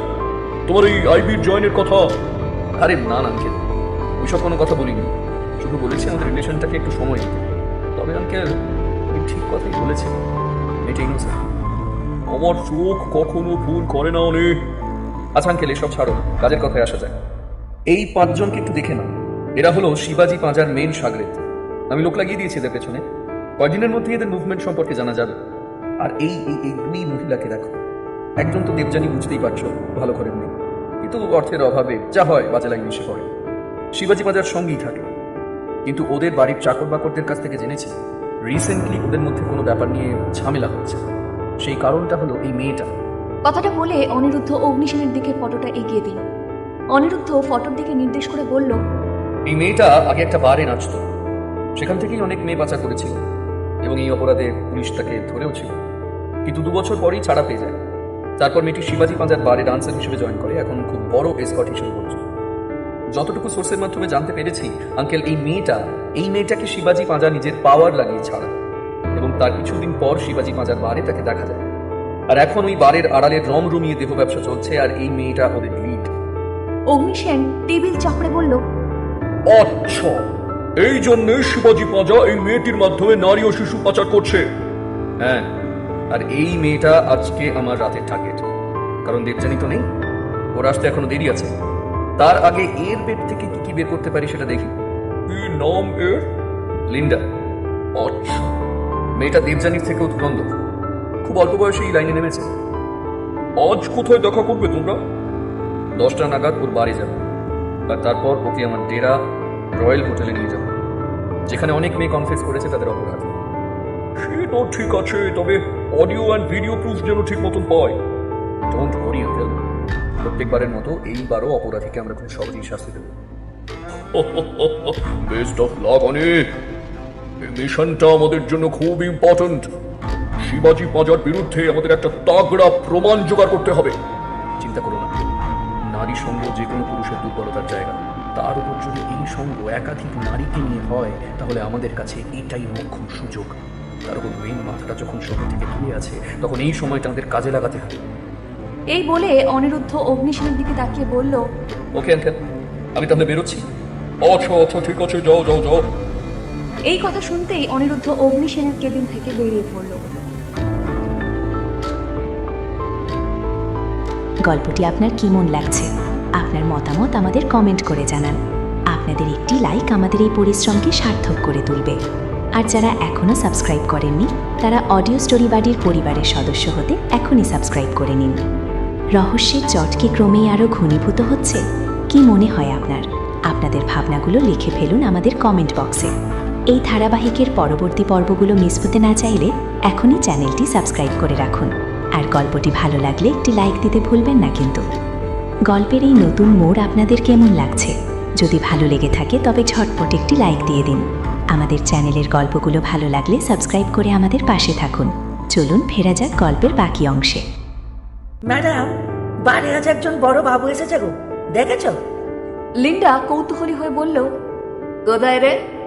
ওই যে নাচনেওয়ালিগুলোর সামনে 2000 টাকার নোট উড়াচ্ছে। আরে এবার দেখতে পেরেছি। বুয়া বাপরে, কি দারুণ দেখতে রে। বলছি, এই ছেলেটা বললে যাবে নাকি? সেটা যেতেই হবে। লিন্ডার হাতের কাছ থেকে শিকার কখনো হাতছাড়া হয় না। এই কথা বলে লিন্ডা এগিয়ে যায় অনিরুদ্ধর দিকে। আর চোখেই অনিরুদ্ধ দেখে নিয়েছিল যে লিন্ডা ওর দিকে আসছে। অনিরুদ্ধ লিন্ডাকে আসতে দেখে ওখান থেকে সরে যায়। ড্রিঙ্কস কাউন্টারে গিয়ে একটা ড্রিঙ্কস নিয়ে বসে। কিছুক্ষণের মধ্যেই লিন্ডা এসে অনিরুদ্ধকে উদ্দেশ্য করে বলল, Hey handsome, what's your name? পিছন ঘুরে অনিরুদ্ধ দেখল অতি স্বল্প পোশাক পরিহিত লিন্ডা তার কাছে হাজির। শিকার আপনা আপনি এসে গেছে তার কাছে। অনিরুদ্ধ নেশাতুর চোখে লিন্ডার দিকে লোলুপ দৃষ্টিতে এক নজর দেখে বলল, my name is Eddie and yours? Hello, I'm Linda. Nice to meet you Linda. আপনি কি বাঙালি? আপনাকে কোথায় যেন দেখেছি মনে হচ্ছে। হ্যাঁ, আমি বাঙালি। আর তোমাকেও আমার বেশ চেনা চেনাই লাগছে। আমার যতদূর মনে হয় তোমাকে কোনো বিজনেস পার্টিতে দেখেছি বলে মনে হচ্ছে। সে দেখে থাকতে পারেন। অনিরুদ্ধ আর ভাটায়নি, ফট করে বলে উঠল, আচ্ছা, পার নাইটের রেট কত লিন্ডা? এত তাড়াতাড়ি যে অনিরুদ্ধকে লিন্ডা নিজের জালে ফাঁসাতে পারবে সেটা লিন্ডা ভাবেনি। তবে মনে মনে খুশি হয় লিন্ডা। ওর চোখের চমক দেখে সেটাই বুঝেছে অনিরুদ্ধ। অনিরুদ্ধ লিন্ডার কোমর জড়িয়ে হ্যাভ সাম ড্রিঙ্ক বলে লিন্ডার হাতে একটা গ্লাস ধরিয়ে দিল, যেটাতে আগের থেকেই নেশার ওষুধ মেশানো ছিল। লিন্ডা এক চুমুক খেয়ে বলল, তো কত দিতে পারবে? যত চাও, কত চাও বল, আমি দেওয়ার ক্ষমতা রাখি। 1 লাখ। No issue. এই বলে অনিরুদ্ধ পকেট থেকে একটা বান্ডিল বার করে লিন্ডার সামনে রাখি। টাকার বান্ডিলটা দেখে লিন্ডা লোভাতু দৃষ্টিতে তাকায়। মনে মনে ভাবে, কতদিন পর এতগুলো টাকা একসঙ্গে দেখতে পেলাম। না হলে সব সময় শিবাজিকে 60% কমিশন দিতে হয়। ভালোই হয়েছে ও এখানে নেই। কি বলুন লিন্ডা? না। অনিরুদ্ধর ডাকে লিন্ডা একটু হেসে টাকাটা তুলে নেয়। তারপর লিন্ডা ধীরে ধীরে উঠে অনিরুদ্ধর গলা জড়িয়ে ধরে। অনিরুদ্ধকে কিস করতে উদ্যত হলে অনিরুদ্ধ সঙ্গে সঙ্গে লিন্ডার মুখে হাত দিয়ে বলে, এখানে কিচ্ছু না, আমার সঙ্গে চলো। কোথায়? কোনো প্রশ্ন নেই। আজ রাতের জন্য আমি তোমাকে কিনে নিয়েছি। আদুরে গলায় লিন্ডা বলে উঠল, সে তো জানি। অনিরুদ্ধ বুঝতে পারছে লিন্ডা ধীরে ধীরে নেশাগ্রস্ত হয়ে পড়ছে। অনিরুদ্ধ আর কোনো দিক না ভেবে লিন্ডাকে নিয়ে সোজা রয়্যালের 15 নম্বর রুমে নিয়ে আসে। গাড়িতে লিন্ডা নানাভাবে অনিরুদ্ধর কাছাকাছি আসে। অনিরুদ্ধ কোনো বাধা দেয়নি। কিন্তু এই প্রথমবার অনিরুদ্ধর মনে একটা পাপ বোধের জন্ম হয়। এইরকম ভাবে কত মেয়ের সঙ্গে রাত কাটিয়েছে, কিন্তু এই প্রথমবার অনিরুদ্ধর মনে হয় কাউকে ঠকানো হচ্ছে না তো। কিন্তু এটাই তোর কাজ। এই কাজের মাধ্যমে কত কত অপরাধীদের ধরা যায়, কত নির্দোষ মানুষ বাঁচানো যায়। তাই এইসব কথা চিন্তা না করে অনিরুদ্ধ কাজে মন বসাতে চেষ্টা করে। গাড়ি থেকে নেমে অনিরুদ্ধ লিন্ডাকে কোলে তুলে নেয়, কিন্তু হোটেলে ঢোকার মুখে একটি ছেলের সাথে অনিরুদ্ধ মুখোমুখি ধাক্কা লেগে ছেলেটি পড়ে যায়। ছেলেটি বলে উঠল, একটু দেখে চলতে পারেন তো, যত সব ইউজলেস লোক। অনিরুদ্ধ কোনো রকম পাত্তা না দিয়ে লিন্ডাকে রুমে নিয়ে আসে। অনিরুদ্ধ একবার চেক করে নিল হিডেন ক্যামেরা আর রেকর্ডটা ঠিকঠাক আছে কিনা। এমন সময় লিন্ডা অনিরুদ্ধকে পেছন থেকে জড়িয়ে ধরল। অনিরুদ্ধ হাতটা না ছাড়িয়ে লিন্ডাকে আরো জোরে জড়িয়ে জিজ্ঞেস করলো, লিন্ডা লিন্ডা লিন্ডা লিন্ডা, তোমার বাড়ি কোথায়? আমার বাড়ি? আমাদের তো বাড়ি থাকতে নেই। আমার মতো জন্মের পর যার বাবা মারা যায় তাদের জীবনটা তো বেশি যায়। গল্পটি আপনার কেমন লাগছে? আপনার মতামত আমাদের কমেন্ট করে জানান। আপনাদের একটি লাইক আমাদের এই পরিশ্রমকে সার্থক করে তুলবে। আর যারা এখনও সাবস্ক্রাইব করেননি তারা অডিও স্টোরি বাড়ির পরিবারের সদস্য হতে এখনই সাবস্ক্রাইব করে নিন। রহস্যের জট কি ক্রমেই আরও ঘনীভূত হচ্ছে? কি মনে হয় আপনার? আপনাদের ভাবনাগুলো লিখে ফেলুন আমাদের কমেন্ট বক্সে। এই ধারাবাহিকের পরবর্তী পর্বগুলো মিস হতে না চাইলে এখনই চ্যানেলটি সাবস্ক্রাইব করে রাখুন। আর গল্পটি ভালো লাগলে একটি লাইক দিতে ভুলবেন না কিন্তু। গল্পের এই নতুন মোড় আপনাদের কেমন লাগছে? যদি ভালো লেগে থাকে তবে ঝটপট একটি লাইক দিয়ে দিন। আমাদের চ্যানেলের গল্পগুলো ভালো লাগলে সাবস্ক্রাইব করে আমাদের পাশে থাকুন। চলুন ফেরা যাক গল্পের বাকি অংশে। এরপর একে একে লিন্ডা তার পুরো জীবনের ঘটনা অনিরুদ্ধর সামনে তুলে ধরে। অনিরুদ্ধ এক এক করে প্রশ্ন করতে থাকে, আর লিন্ডা মা মারা যাবার পর কি করে সে বার ডান্সার হয় এবং সেই থেকে এই লাইনে আসে সব কিছু নেশার করে কাঁদতে কাঁদতে বলতে থাকে। এইসব অনিরুদ্ধ দেখে খারাপ লাগে। এক সময় কথা বলতে বলতে লিন্ডা ঘুমিয়ে পড়ে। অনিরুদ্ধ কিছুক্ষণ পর অগ্নি সেনকে ফোন লাগায়। হ্যালো আঙ্কেল, কাজ তো হয়ে গেছে। কি জানতে বললে উনি? এই মেয়েটা খুব ছোটবেলায় বাবাকে হারায়। মা ওকে ওর মামার বাড়িতে মানুষ করে। মামা মামিরা মোটেও ভালো মানুষ ছিল না, খুব অত্যাচার করতো মা বেটির উপর। এরপর ওর যখন 16 বছর বয়স তখন ওর মা বিনা চিকিৎসায় মারা যায়। এরপর প্রায় 1 বছর পর লিন্ডা ওর মামার অত্যাচার সহ্য করতে না পেরে ঘর ছেড়ে পালায়। কিন্তু যা হয়ে থাকে, পেটে টান করলে মানুষের কাছে কোনো উপায় থাকে না। লিন্ডার কাছেও ছিল না। একটা ডান্স বারে কাজ করতো, ওখান থেকে ও দেহ ব্যবসা শুরু করে, টাকার লোভে নারী পাচারও শুরু করে। কিন্তু কিছুদিনের মধ্যেই ধরা পড়ে যায়। জেলে ওর সাথে শিবাজি পাজার এক সাগরেতের আলাপ হয়। সেই সাগরেত তাকে বলে যে যদি সে শিবাজির সঙ্গে নারী পাচারের কাজ করে তাহলে শিবাজি লিন্ডাকে জেল থেকে ছাড়াবে। অ্যান্ড অফকোর্স লিন্ডা সঙ্গে সঙ্গে রাজি হয়ে যায়। সেই থেকে ওরা এই নারী পাচারের ব্যবসা শুরু করেছে, যা এখন রমরমিয়ে চলছে। আর এই লিন্ডা শিবাজি পাজার মাধ্যমে বড় বড় ক্লায়েন্ট পায়, আর ওদের মধ্যে একটা সম্পর্ক আছে। তবে লিন্ডা, শিবাজি আর দেবযানীর মধ্যে একটা ঝামেলা চলছে। ওই আর কি, ওই শিবাজি কার সাথে কমিটেড থাকবে সেই সব নিয়ে আর কি। আর এই শিবাজি দেবযানীকে নিয়ে কোথাও ঘুরতে যায়নি, হ্যাঁ, 50টা শিশু সহ নারীদেরকে বাইরে পাচার করতে গেছে। কতদিনে হয়েও গেছে। তোর মনে উনি আমাদের এখন আর কিছু করার নেই? না আঙ্কেল, ওই মেয়েগুলোকে তো আর বাঁচাতে পারবো না। আর শিবাজিকে আমরা যদি এখন ধরি তাহলে ওর সাথে সাথে অন্যান্য মাথাগুলোকে ধরতে পারবো না। এইদিকে শিবাজি কিছুদিনের মধ্যে এই শহরেও বড় ধরনের পাচার করবে, কিন্তু কবে সেটা বলার আগেই এটা ঘুমিয়ে যাবে। মুখ দিয়ে আওয়াজ বের হয় অগ্নি সেনের। অনিরুদ্ধ বলে উঠল, এই জন্যই বলছি আঙ্কেল, এই মেয়েটাকে এখনই গ্রেপ্তার করুন। এই মেয়েটা খুব লোভী, টাকা দিয়ে একে কিছুদিন একটু খেলিয়ে রাখি, আরো কিছু যদি মুখ দিয়ে বার করতে পারে। রিস্ক হয়ে যাবে না উনি? এটা একটা বিশাল, এটা একটা বিশাল বড় জ্ঞান আঙ্কেল, একটু রিস্ক নিতেই হবে। ওকে, যা ভালো বোঝো করো। অডিও অ্যান্ড ভিডিও রেকর্ডিংটা তোমাকে মেল করে দিয়েছি। ওকে ওকে, ঠিক আছে। আচ্ছা বেশ, রাখলাম তাহলে। ফোনটা রেখে দিয়ে অনিরুদ্ধ ঘড়িতে দেখলো 5টা বেজে গেছে। মনে মনে বলল, এবার বেরোতে হবে। অনিরুদ্ধ নিজের ফোন নাম্বারটা ঘুমন্ত লিন্ডার পাশে রেখে ওখান থেকে চলে গেল। গল্পটি আপনার কেমন লাগছে? আপনার মতামত আমাদের কমেন্ট করে জানান। আপনাদের একটি লাইক আমাদের এই পরিশ্রমকে সার্থক করে তুলবে। আর যারা এখনও সাবস্ক্রাইব করেননি তারা অডিও স্টোরি বাড়ির পরিবারের সদস্য হতে এখনই সাবস্ক্রাইব করে নিন। রহস্যের জট কি ক্রমেই আরও ঘনীভূত হচ্ছে? কি মনে হয় আপনার?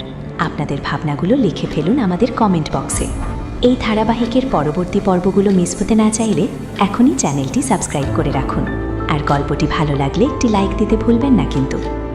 গল্পের এই নতুন মোড় আপনাদের কেমন লাগছে? যদি ভালো লেগে থাকে তবে ঝটপট একটি লাইক দিয়ে দিন। আমাদের চ্যানেলের গল্পগুলো ভালো লাগলে সাবস্ক্রাইব করে আমাদের পাশে থাকুন। চলুন ফেরা যাক গল্পের বাকি অংশে। হ্যালো ম্যানেজার বাবু, হ্যাঁ আপনাকে 3টে বায়োডাটা পাঠিয়েছি। এই 3টে ছেলেকে আমি যেন কোনোদিন আমার কারখানায় না দেখতে পাই। আজ ওরা আসবে না, ওদের পুলিশ ধরে নিয়ে গেছে, কিন্তু এরপর যদি ওরা কারখানায় আসে তাহলে আপনার চাকরিটা যাবে। এই বলে ফোনটা রেখে অনিরুদ্ধ সোফার ল্যাপটপটা নিয়ে গা এড়িয়ে বসে। মিনু জুস দিতে আসে ঘরে। দাদা বাবু, আপনাদের মা ডাকছে। কিসের জন্য? কি করে জানবো বলো? ঠিক আছে, এখন যাও, গিয়ে বলো আমি কাজ করছি, কাজ শেষ হলে যাবো। মিনু চলে যায়। যাওয়ার সময় অনিরুদ্ধকে দেখে মুচকি হেসে ওঠে। অনিরুদ্ধর একটু খটকা লাগলেও অনিরুদ্ধ পাত্তা না দিয়ে কাজ করতে থাকে। কাজ শেষ হওয়ার পর অনিরুদ্ধ নিচে নেমে আসে। দেখে সুকন্যা কিসের একটা লিস্ট ইলা দেবী আর মনামি দেবীকে দেখাচ্ছে, আর নিজেদের মধ্যে কি সব আলোচনায় মত্ত রয়েছে ওরা। টেবিলের সামনে নানা রকমের গয়নার ডিজাইনের বই পড়ে আছে। অনিন্দবাবুও মনোযোগ সহকারে একটি লিস্ট করছে। কি হলো মা, আমায় ডাকছিলে? ও বাবু, তুই এতক্ষণে এলি? হ্যাঁ, কাজ ছিল তো। শোন, সামনের 10-12 দিন কাজ ছেড়ে নিজের বিয়ের আয়োজন কর। বিয়ে? হ্যাঁ রে, আজ থেকে 10 দিন পর তোর বিয়ে গীতাঞ্জলির সঙ্গে। কি এত তাড়াতাড়ি? কোনো মানে হয়? কি করব বল, এরপর 3 মাস তোদের বিয়ের যোগ নেই। তাই তোর ঠাম্মু 10 দিন পরের দিনটাই ফিক্সড করেছে। অনিরুদ্ধ ইলাদেবীর দিকে তাকিয়ে বলল, কি আশ্চর্য, কোনো মানে হয় ঠাম্মু এগুলো? আরে বাবা, 3 মাস পরেই না হয় বিয়ে হতো। না না দাদু ভাই, 3 মাস আসতে অনেক দিন, আর তাছাড়া সব ফিক্স হয়ে গেছে। এখন তোমার না বললেও কিছু হবে না। ইলাদেবীর মুখে এই কথা শুনে অনিরুদ্ধ বলল, গীতাঞ্জলির মা বাবা রাজি হলো? প্রথমে রাজি হচ্ছিল না, কিন্তু আমি রাজি করিয়েছি। এখন তোর কোনো না শুনবো না। কার্ড ছাপার অর্ডার দেওয়া হয়ে গেছে, ইন্টেরিয়র ডেকোরেটরস বুক করা হয়ে গেছে। ও বাবা, সবও হয়ে গেছে, তাহলে আর আমার কাজ কি? কেন দাদা, তুই বিয়ে করবি? কোনো একদম ফাজলামি করবি না। আরে বাবা, তোকেই তো আমাদের আজ লাগবে। কি লাগবে? কি কাজে লাগবে আমাকে? আমাদেরকে শপিং এ নিয়ে যাবি, তোর আর গীতাঞ্জলির জিনিস কিনতে যাব। তারই তো লিস্ট করছে সুকন্যা। আমার পক্ষে সম্ভব নয় মা, অনেক কাজ আছে অফিসে। আজ একটা মিটিং আছে, আমার পক্ষে পসিবল নয়। টেলারকে পাঠিয়ে দিও, আমি মাপ দিয়ে দেবো। সে কি করে হয় অনি? গীতাঞ্জলির জিনিসগুলো তুই দেখবি না? উফ মা, তোমরা তো আছো, তোমরা করে নাও। মিটিংটা আমি সামলে নেব, তুই ওদের সাথে যাও নি। অনিন্দ বাবু মাঝখানে বলে উঠলেন। অনিরুদ্ধ বলল, কিন্তু বাবা, কোনো কিন্তু না, অনেক কাজ করার দিন অনেক পাবি, বিয়ে তো আর রোজ রোজ করবি না। তাছাড়া এই বিয়েটা এতটাই তাড়াহুড়োর মধ্যে ঠিক হচ্ছে যে গীতাঞ্জলির মা বাবার সঙ্গে তেমন করে কোনো কথাই হয়নি। এটা খুবই খারাপ দেখায় অনি। যতই হোক, আর কিছুদিনের মধ্যে ওদের সাথে আমাদের একটা সম্পর্ক তৈরি হচ্ছে। আর তোমার মা, ঠাম্মু আর সুকন্যাকে নিয়ে গীতাঞ্জলিদের বাড়িতে যাও, আলাপ করো ওদের সাথে। তারপর গীতাঞ্জলিকে নিয়ে শপিং করতে হবে। এখন ব্রেকফাস্ট করো, তারপর এদের নিয়ে বের হও। তার কোনো অজুহাতই টিকবে না বুঝতে পেরে অগত্যা অনিরুদ্ধ সবার সাথে ব্রেকফাস্ট করে গীতাঞ্জলিদের বাড়ির উদ্দেশ্যে রওনা হয়। আরে আসুন আসুন, তা মিসেস দেবরায়, মিস্টার দেবরায় এলেন না? বনামী দেবী বলে উঠলেন। না, আসলে ওনার একটু কাজ পড়ে গেছে। শিলা দেবী হেসে বললেন, ও ঠিক আছে। তা জীবনবাবু কোথায়? ওই যে ওই ঘরে আছে, আপনারা আসুন না। এই বলে শিলা দেবী অনিরুদ্ধর দিকে তাকিয়ে বললেন, আরে অনিরুদ্ধ, কেমন আছো? ভালো আছি, ভালো আছি। তোমাকে থ্যাঙ্কস জানিয়ে আমি ছোট করব না, কিন্তু তুমি যেটা করেছো এটাই প্রুভ করে দেয় যে আমরা মামনির জন্য বেস্ট ছেলেকেই বেছেছি। না না আন্টি, পুরোটাই আমার ভুল ছিল। আমি ওকে ছেড়ে না গেলে এমনটা হতোই না। কি হয়েছে অনি? মনামী দেবীর প্রশ্নে অনিরুদ্ধ আগের দিনের সন্ধ্যের সময় গীতাঞ্জলির সাথে ঘটে যাওয়া ঘটনার বর্ণনা দেয়। সবটা শুনে এবার ইলা দেবী বলেন, সম্পূর্ণ দোষ সুকন্যা আর তোমার দাদু ভাই। সুকন্যা অবাক হয়ে বলল, আমি কি করলাম ঠাম্মু? তুমি তুমি তোমার বন্ধুর বাড়িতে যাচ্ছ, সেটা গীতাঞ্জলিকে জানাওনি কেন? ওটা তো একটা ভুল। আর দাদু ভাই, তুমি তো মেয়েটাকে ডাকলে, ওকে একা ছেড়ে চলে গেলে। যদি ওর কিছু হতো ভেবে দেখেছো কি সর্বনাশ হতো? শিলা দেবী বলে উঠলেন, ছাড়ুন না কাকিমা, একটু মিসআন্ডারস্ট্যান্ডিং হয়ে গেছে। যা হওয়ার ছিল হয়েছে। গীতাঞ্জলি এখন সেফ, এবং এটা সম্পূর্ণ অনিরুদ্ধর জন্যই। এটাই আমাদের কাছে যথেষ্ট। আরে অনিরুদ্ধ জি, এ কখন এলে? অনিরুদ্ধ জীবনবাবুকে দেখে বলল, এই যে আঙ্কেল এখনই। ভেবে দেখো, প্রথম আলাপে আমরা বন্ধু হলাম, আর এই দ্বিতীয় আলাপে হবু শ্বশুর জামাই। হ্যাঁ, তাজা বলেছেন। এবার জীবনবাবু খোলা মনে বলে উঠলেন, অনিরুদ্ধ, এত তাড়াতাড়ি সব হচ্ছে, তাতে তোমার কোনো আপত্তি নেই তো? আপত্তি থাকলেও উপায় নেই আঙ্কেল, আমার ঠাম্মুর ইচ্ছে আমার কাছে শিরোধার্য। এইভাবে বেশ কিছুক্ষণ সবাই গল্প করছে। অনিরুদ্ধ আর জীবনবাবু নিজেদের মতো গল্প করে যাচ্ছে, আর শিলা দেবী মনামী দেবীকে গীতাঞ্জলির জন্য গয়না দেখাচ্ছে। মাঝখান থেকে সুকন্যা বলল, আন্টি, গীতু কোথায়? শিলা দেবী বলে উঠলেন, ও তো ঘরে ছিল, যাও না, যাও ওর সাথে দেখা করো।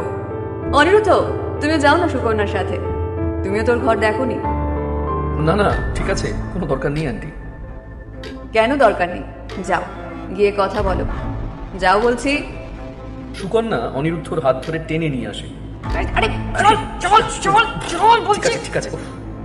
আরে দাদা, ততদিন দেখতে পাবি না, চল চল ভালো করে দেখিস। কি দেখবো? কাকে? আর তোর বউকে? অনিরুদ্ধ কটমট করে তাকিয়ে রইল সুকন্যার দিকে। সুকন্যা সঙ্গে সঙ্গে মুখ ফিরিয়ে নিল। গীতাঞ্জলির ঘরে ঢুকে ওরা দেখে যে কেউ নেই।